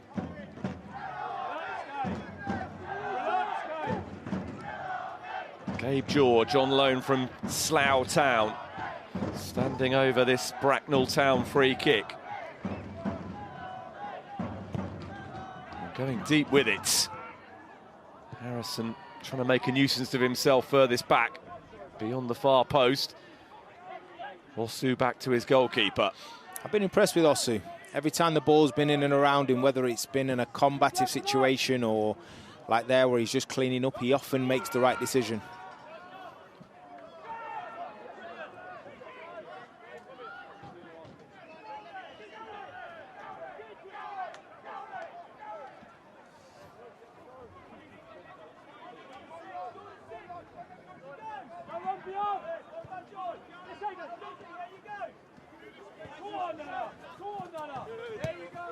Hare forward.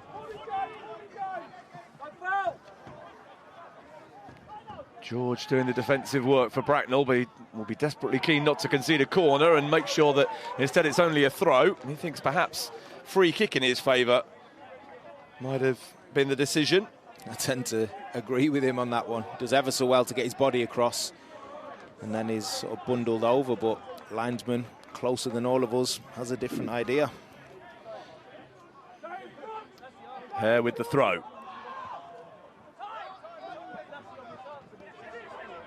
Well, as far as Phipps. Page.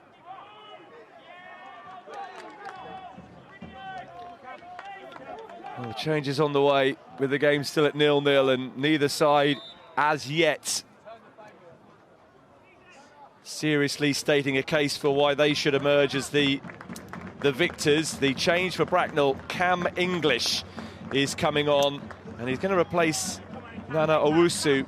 Well, that was the one big choice really that the dual managers had to make out of the game. Which of those two started? Owusu got the nod, but it's Cam English who is a more natural fit on that left-hand side of the front three, being that he is left-footed, and he is on to see out the conclusion. Well, I see that as a positive change. I feel that Nana Owusu didn't get much of the ball out on the left-hand side and didn't make the impact that he probably wanted to. And now Cam English has had the benefit of watching from the side, seeing how he can impact the game, and obviously motivated by the fact he didn't start, has an opportunity now to go and make a difference in the game. Harrison forward. Phipps with the header away.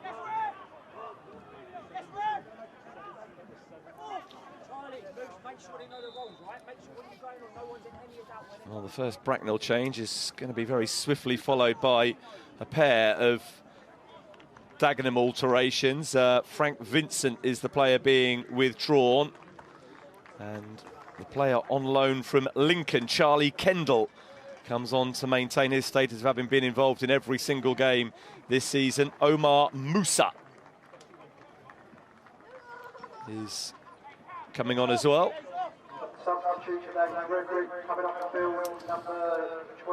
And Connor Lawless, who has got through an awful lot of endeavour for Dagenham and Redbridge, is coming off, so the Belgian-born Burundi international Omar Musa on in his place. Yeah, around, we're sort of always looking around the hour mark where you can try and make a bit of change if it's not quite working. So it'll be interesting to see how all three subs can impact the game. Well, Esprit has managed to win the free kick here for Bracknell. He's been the standout performer for me. When the ball's been in and around him, I think, you know, he's used it very well. You've got to take into account he's often isolated by himself. He's But it's given George Gabe another opportunity now to get the ball in the box, for somebody to go and make themselves a hero.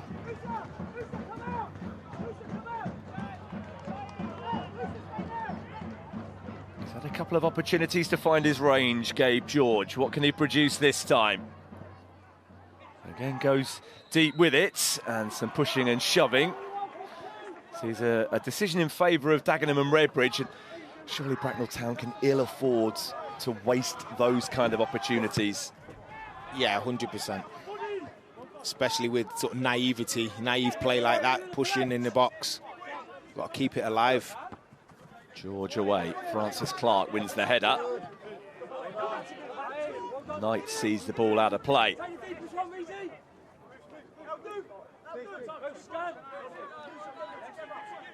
Carl Withers on the left of the technical area, the calmer of the two. Jamie McClurg on the right, kicks and heads every ball.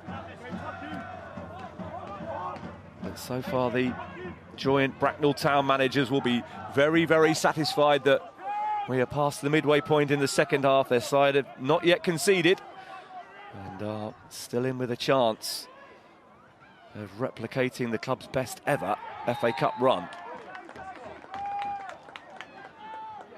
You know that if you put your hands on somebody, as Freddie says, they just put his hands around the waist of Osu, you're going to give the free kick away.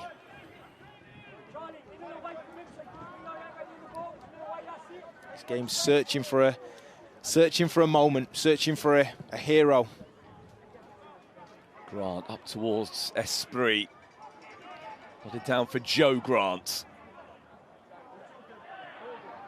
Has been penalised. Just a little too good to be true for Joe Grant as he burst away. Well, he scored in the first round of qualifying, the second round of qualifying, wins over Haventon, Waterlooville and Harrow Borough.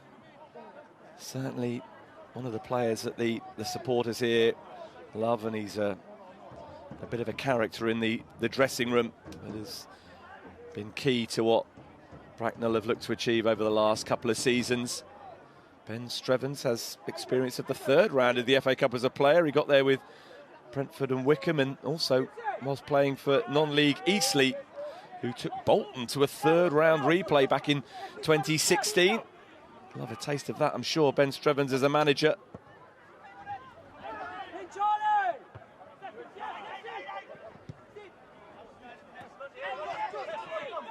I think Bracknell's problem at times has been they've not been able to get the wingers into the game high enough up the pitch. Lodge has been penalised here for a raised boot, not just penalised to the tune of a free kick, a yellow card as well for the Bracknell captain.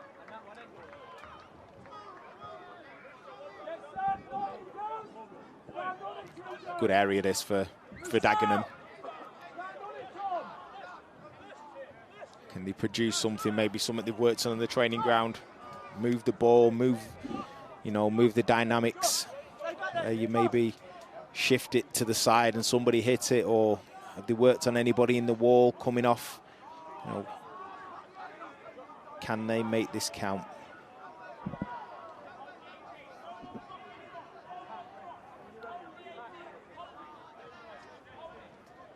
Simon Grant looks kind of comfortable with his wall. It is a modest wall. There's just 2 bricks in it. I think to score for me, it would have to be a worldie. It takes something extraordinary. And extraordinary that was, but not in the way that Omar Musa was hoping. Yeah, straight into the trees at the back.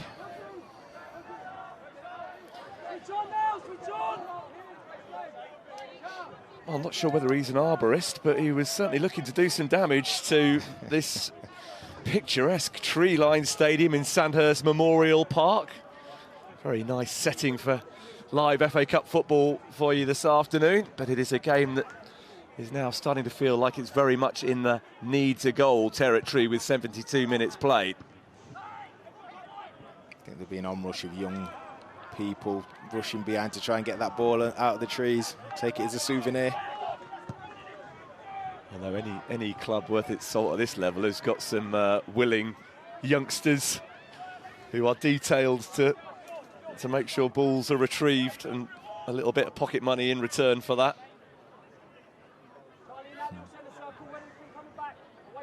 So they did have 2,500 in here last season in the FA Cup, probably about half that amount today.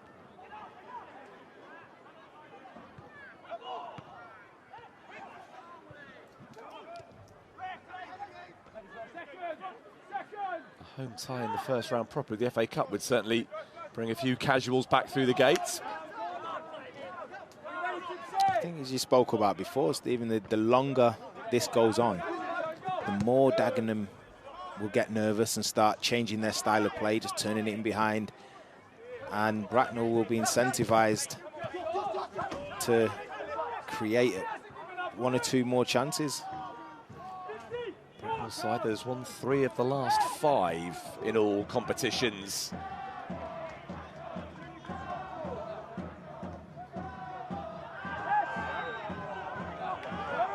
Surely not a foul throw, was it? Foul throw. Ref doing things to the letter of the law. Well, Max Herbert is the player coming on. Another of those who has played with the managers previously and is now coming on for them.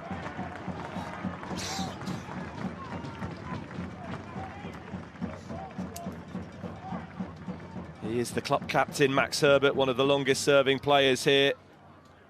And he is on for Tom Jackson into the midfield.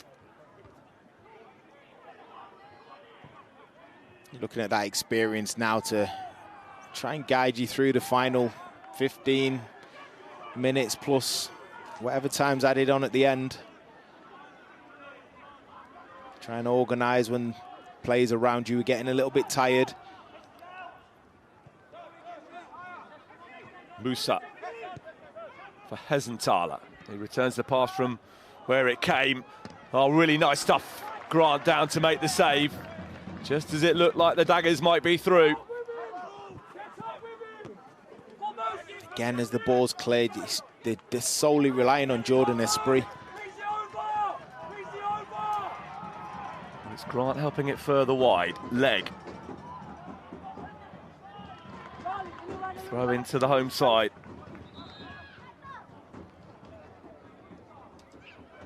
But the Robins would be certainly disappointed to lose Joe Grant to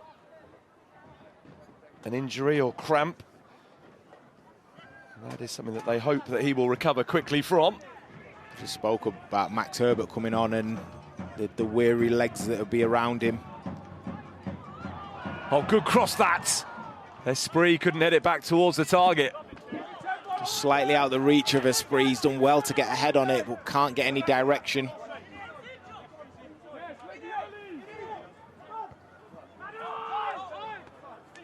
That's all Bracknell need to do, though. Just get the ball in good areas and get the ball into the box. That was a bit of an avid ball forward from Harrison, but who knows whether something direct might prove to be beneficial. Harry Phipps. He's been playing on a yellow card since early on in the game, Phipps.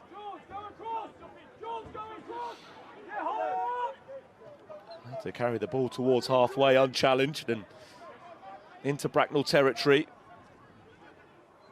Gets it back from Musa. Bodies deep in Bracknell territory all of a sudden for Dagenham and Redbridge.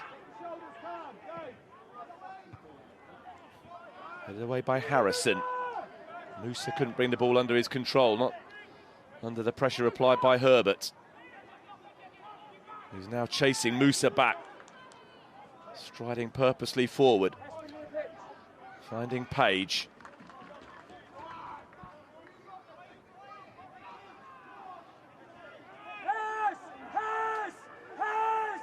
Calling for it to be passed out to Hess, but it's not a good pass, although they recover it well. Yeah, well, that man Hesenthaler did make something of it momentarily, but not for long. And now Bracknell with a chance to break forward in numbers. Herbert for Leg. He's going to go at himself. Leg into a spree. Chance this! It came in the shot from Cam English, and that is as hard as Elliot Justin has had to work in the Dagenham and Redbridge goal. It's a good bit of play. He's positive coming forward from Leg. Lovely touch from Jordan Spree, and Cam English on the edge of the box doesn't think twice. And it's a very good effort. You see the ball just coming. It's a lovely layoff. And the strike's a good one. Elliot Justin, who hasn't had a lot to do when called into action, was razor sharp. Has a corner kick to deal with here. Gabe George with it. A wonderful delivery and flick just beyond the far post. Twice in quick succession, Bracknell Town come close to getting themselves in front. It's Cam English again. Within the space of 30 seconds, he's had two of the best chances of the game. He's actually free there. He just has to get a little bit more purchase on it. But real positive signs, and Bracknell now realising that they could nick it if they can create a good moment. What can Dagenham do to respond? Well, if they weren't anxious already, Dagenham and Redbridge, they possibly are now, because they have had two swift warnings of the potential for an FA Cup upset. Shows how fragile their position is at this moment in time when it's 0-0. No, not long to go. You need your front players to produce something. Harry Phipps, maybe a defender, can come up with something impressive. Page. Cross gathered by Grant. I feel that Phipps has done very well stepping out with the ball, and you know, you can't be relying on your centre-back to be getting into wide areas and getting crosses into the box. And I do feel he's very comfortable on the ball, Phipps, and hasn't played too badly today. It took two attempts there from Josh Hare to poke the ball out of play.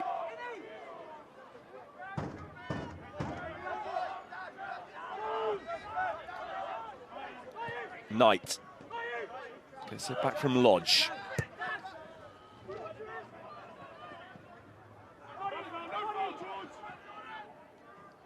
Spree applying the pressure and winning the ball back and making good progress. Spree suddenly came alive, but at what cost?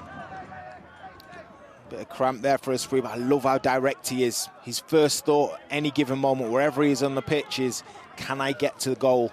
Can I get a shot away? Can I make an impact? On that occasion, he's made an impact on his calves. And it's what we spoke about before, Stephen, with regards to fitness levels. They need something to hold on to. Well, Bracknell Town came from behind in the second round of qualifying to beat higher-ranked Havant and Waterlooville by 2-1. They scored in the 95th and 98th minutes against Poole to win in the last round. And now they are looking to apply late pressure on National League Dagenham and Redbridge. Lodge's delivery. Comfortable claim for Justin, who ignored the tangle in front of him.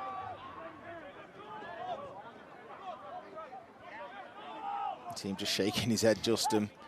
Disappointed in events that are happening in front of him.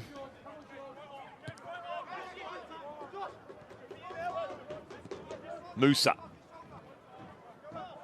What sort of response from the Daggers to the two presentable chances that Bracknell have created at the other end? Maybe something here for Effiong. Carried away by Joe Grant. I have to go on a bit of a solo mission here. It was Effiong getting back to send it to his goalkeeper. Had his work cut out there. Grant to beat three players down the line.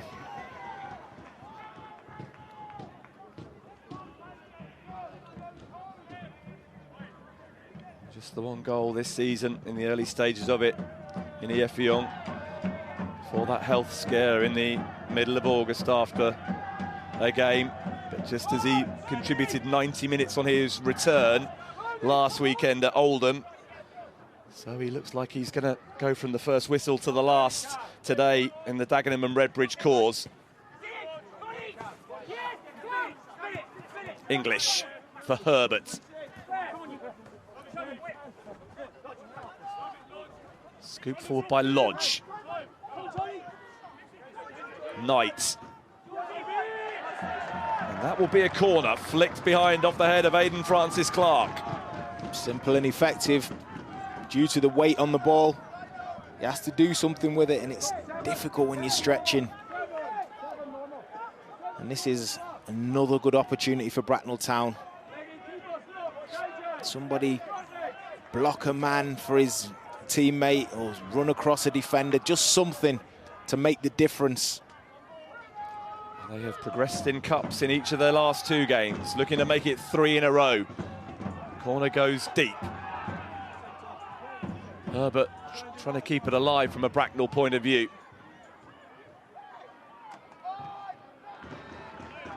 And in the end can only charge the ball high behind for a goal kick.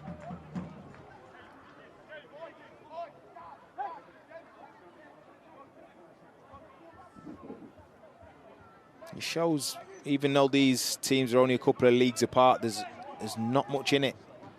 You know, fitness plays a part, concentration a huge part as well, but you know, we're still here, 84th minute, and you couldn't separate the two. Well, we've talked about it before, Danny, in these early rounds of the FA Cup. You know, you go down through the pyramid, but most of the players at one time or another had aspirations of being a top pro, and it's only maybe a little bit of luck, fortune or favour that's gone for or against them that makes all of the difference. And we are into the stage of the game where luck, fortune and favour could play a massive part. Page unable to get the cross in for Dagenham and Redbridge. Joe Grant has got through some serious work.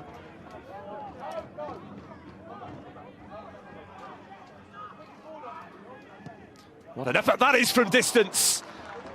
And a really sharp save from Simon Grant. The hardest he's had to work today, and he wants to know why the shot was allowed to travel quite so far from Musa. Superb strike. Just keeps his head over the ball, strikes it well. As Simon Grant shuffling across, and Grant makes a great save, and he's unhappy with the people in front of him allowing that to happen. Well, Tom Eastman, back available after injury, is on for Dagenham and Redbridge, taking over in defence from Francis-Clark. But maybe his first involvement will be to try and attack this corner, to be delivered by Josh Hare. It's a good delivery, it just needed a touch, and it didn't get a decisive enough one. Harry Phipps does everything right, apart from make good contact with it. He's free. The ball comes in to a great area, which doesn't go through. That's a great chance. Gone missing again. Well, it's not going to be Jordan Esprit's day to be the match winner. Liam Ferdinand, another who the managers here know incredibly well. They played alongside him for a while, and he is one that can either play as a number 9 or a number 10. He is on, though, to take over up front for the closing 4 minutes plus stoppage time of this FA Cup tie. I think you're looking at 2 players that have just come off in Aidan Francis-Clark for Dagenham, who showed just sign of being a little bit tired with his header, and then Jordan Esprit, who also showed with his cramp that he was getting weary as well, and both managers taking swift action.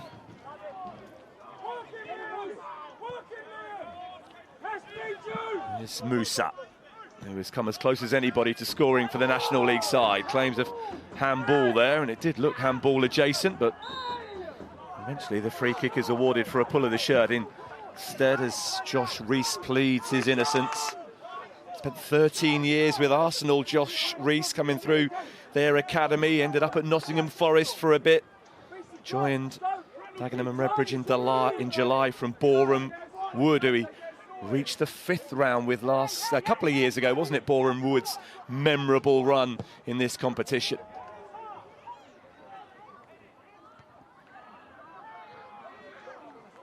Interesting, dynamic. You know, we're into the final few minutes. This is where heroes are made. And the effects of an attritional warm October afternoon are being felt by Joe Grant in particular. I think from minute one, he's been involved combatively, Joe Grant. He's thrown his body around for his team whenever he can.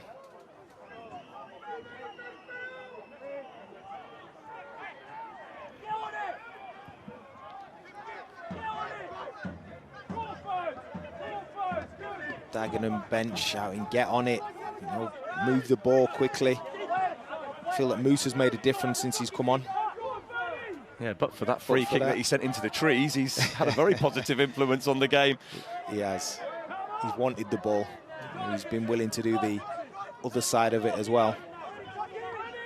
Phipps allowed to carry the ball forward, now playing on the other side of the defensive duo, now that Eastman's joined him in the heart of that Daggers defence.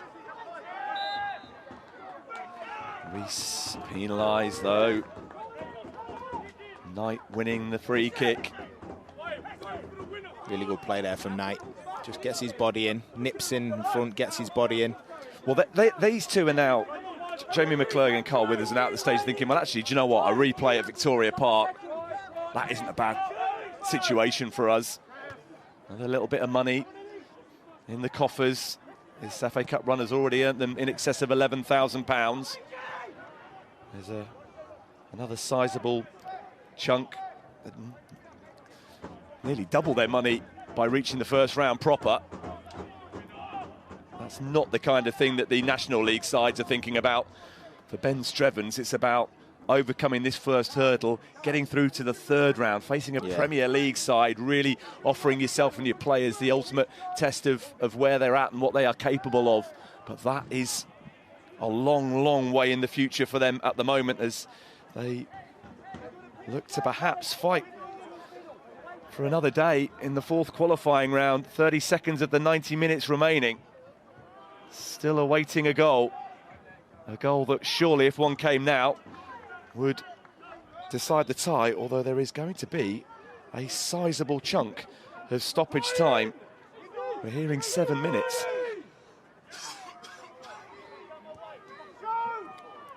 It does make me laugh, the amount of stoppage time there's been this season. I know the rules have slightly changed, and in one sense, you know a lot can happen. There you go, it is 7 minutes. You know a lot can happen in that time. In another sense, I think some of those players out there will be feeling the strain already from this game. You've seen a few go off tired, but who can keep the focus? I feel there'll be a chance or two in this still. No final score today, otherwise they'd be looking at their watches, wondering how much longer this is going on for. Tom Eastman.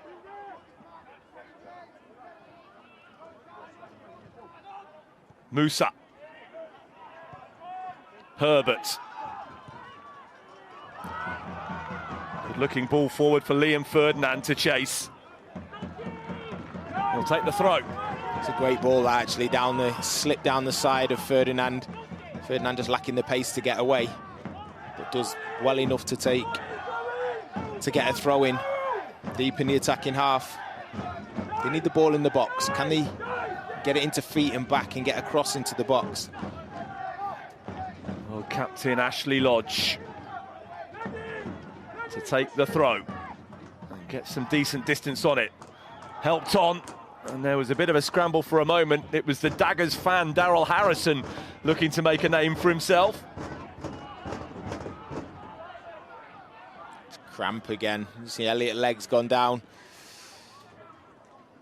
Really put an effort in today. They have all the players, but the Bracknell Town players feeling it. Yeah, well, you mentioned right from the word go that fitness would be a factor. They've just had to up their level. Bracknell Town. It's just a factor of training less and, still have the same amount of games, but it's training less, and the intensity of playing a team that's a few leagues above you does take its toll. Well, it looks as though Elliot Legg is not going to be able to continue.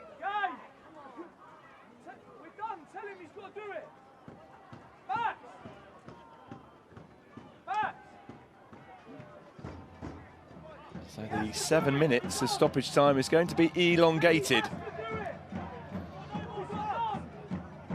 The fans in good spirits. Wonder if they come and play the drums every week. Well, they've had a good time of it. 3 promotions that they have enjoyed, Bracknell Town, in the 9 years since the current owners came to the helm. Since Kane Steinborn-Buser became the chairman. He's stepping aside actually at the end of the season for his son Louis, the current vice chair and club secretary, to take over. But the family heavily involved. I think there's 3 generations of the family have been serving beers and burgers in the fan zone for the game today. So they've all got involved on another important day for Bracknell Town, and their run in the FA Cup looks like it's going to continue. Looks like they're going to be in the draw tomorrow afternoon for the first round proper, probably with a hash between their name and that of Dagenham and Redbridge. And they continue with 10 for the time being as Lodge sends in the throw.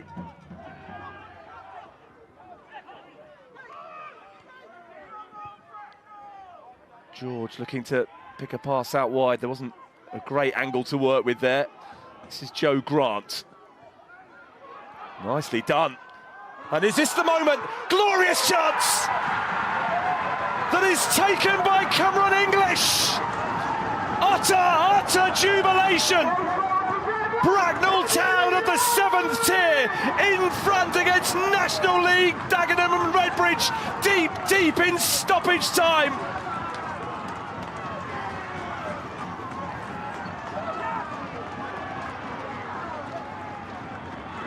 Simon Grant has run the length of the field to join in the celebrations.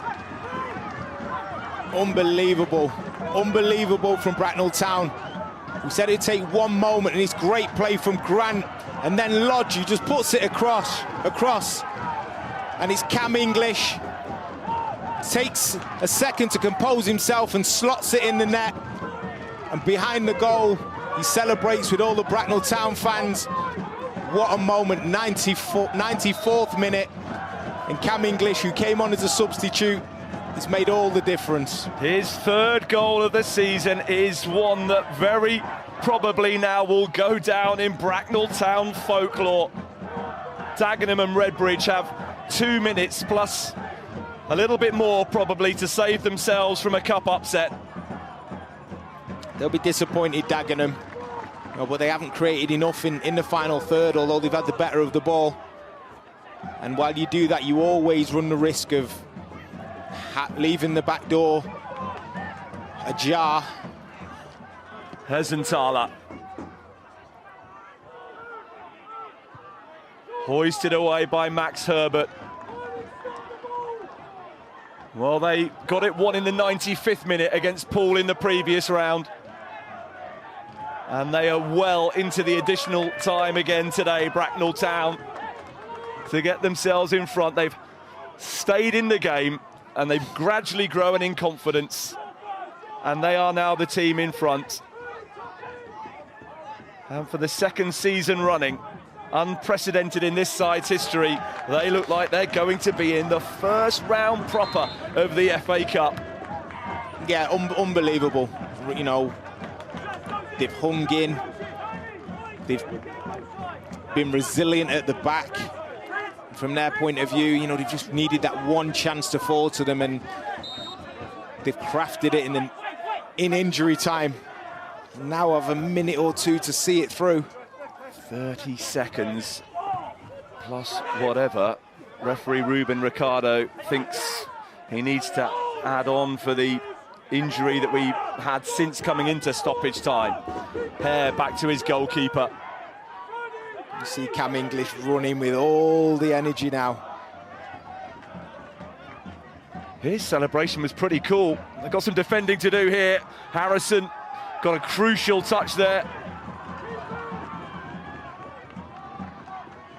Ferdinand with the layoff.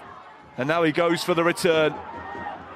Can't get in behind Eastman, who takes the return pass from his goalkeeper.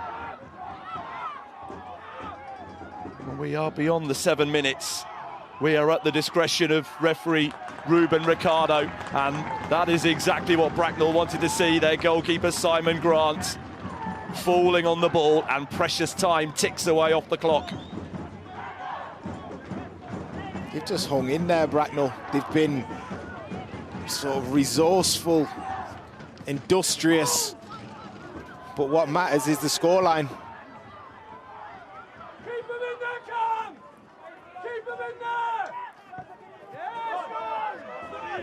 Bracknell Town 1-0 up on a side ranked 54 places ahead of them in the football pyramid, are now seconds away. And for Dagenham and Redbridge and Ben Strevens, the focus will have to switch to dragging themselves out of the relegation places in the National League. Well, down in that corner will do, even if they can't retain possession. Off the head of Knight, helped on by the goal scorer English. I will say the two centre-halves have been outstanding for Bracknell today. They really have. When the ball's been put in and around them, they've been strong, they've been resolute, they've been calm when needed. Out of play for a throw. The game in its dying embers. Desperate times for Dagenham and Redbridge. Is there any more time for Dagenham and Redbridge? Bracknell Town have done it.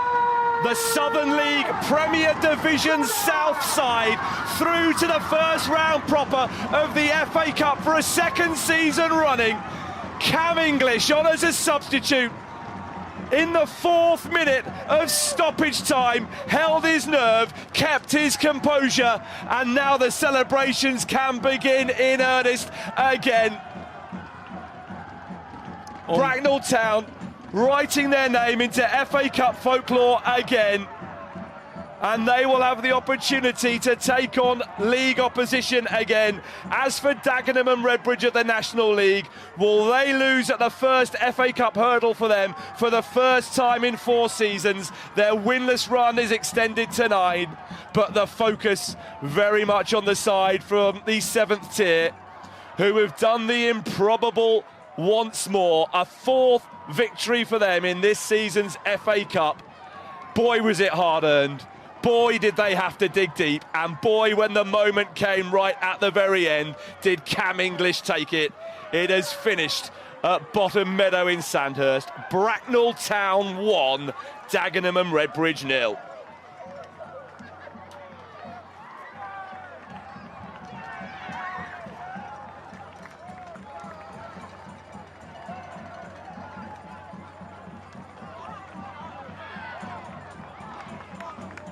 Well, Carl Withers is the coolest man in Sandhurst Memorial Park, soaking it all in.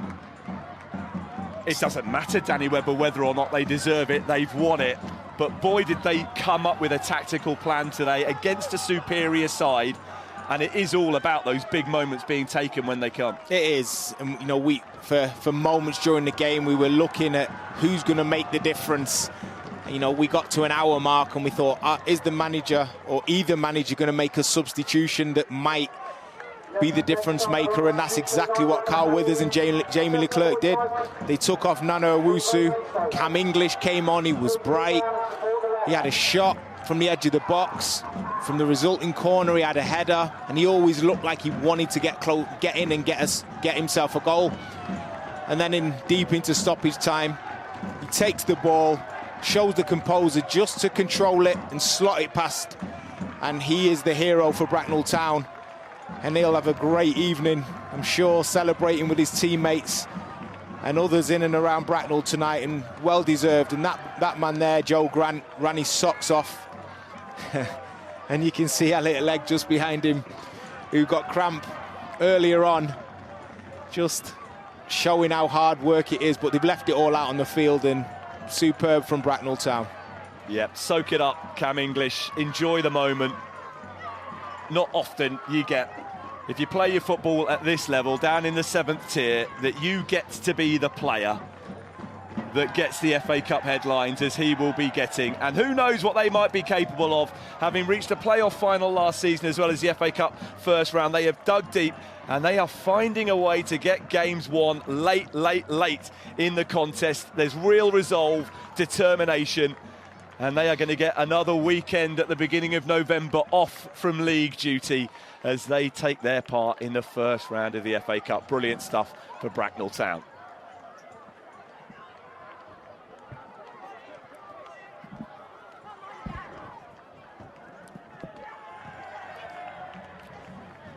Well, let's take a look, shall we, at how Southern League Premier Division South side Bracknell Town book their place in the next round of the FA Cup at the expense of Dagenham and Redbridge. 0-0 at half-time. And really, that Dagger's best chances came early on in that first half, didn't they? That a save there for Simon Grant, but he wasn't stretched often enough in the Bracknell goal. And as the second half wore on, at that moment, that effort there from English to force a save out of Justin was the best chance of the game. That's right, followed by that header, which was equally as good for him. But you know, he kept going. On this point, it was Musa who came on. It was a great strike, Simon Grant. But that was the most stretch that Grant was during the entire 90 minutes, and from the National League side's point of view, simply, you know, that didn't prove to be anywhere near good enough, and Bracknell Town grew in belief until the moment presented itself, and Cam English had time to control, compose, pick his spot and come up with the finish. He did. He takes a touch and just shifts it onto his left foot, doesn't panic, and just puts a good surface through the ball, lifts it because he knows the keeper's there, and sends the whole of the fans into raptures. You look what it means to the Bracknell Town players. Marcus Rashford celebration from him as well. He was the coolest player on the pitch, wasn't he? Others were losing their minds as Cam English soaked in the acclaim. He was. He looked like he was a threat from the moment he came on. Had more chances than any of the other players, and that's what it is. It takes a whole team plus substitutes to play their part, and he'll be the one who takes the headlines. But Bracknell were excellent today. They were resolute and got what they wanted. Photo opportunities are plenty. And when you've got a 3G pitch, groundsman doesn't mind the fans flocking on afterwards to enjoy the moment. That's right. It'll be ready to go again tomorrow. You said about it being used by the community. Very much so at the moment. Feels like most of the community is on there at the moment.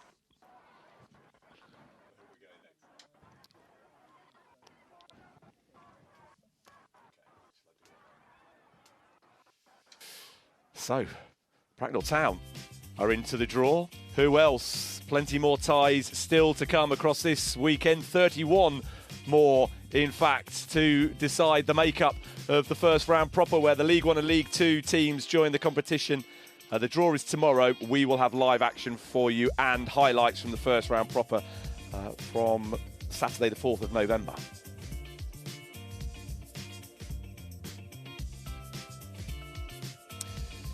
We have Match of the Day live tomorrow from the Women's Super League as Arsenal host Aston Villa. You can see that at 10-2 on BBC One. That FA Cup draw that we were just telling you about is tomorrow at 2:30. You can catch it on the iPlayer. BBC Two tomorrow, early evening, 5:20 for highlights of Rugby League's big occasion, the Grand Final. The Women's Football Show is coming up for you on Monday, 20 past midnight. That's on BBC One. And the Monday Night Club with Mark Chapman and the team. Monday evening, 7 o'clock, iPlayer and BBC Radio 5 Live.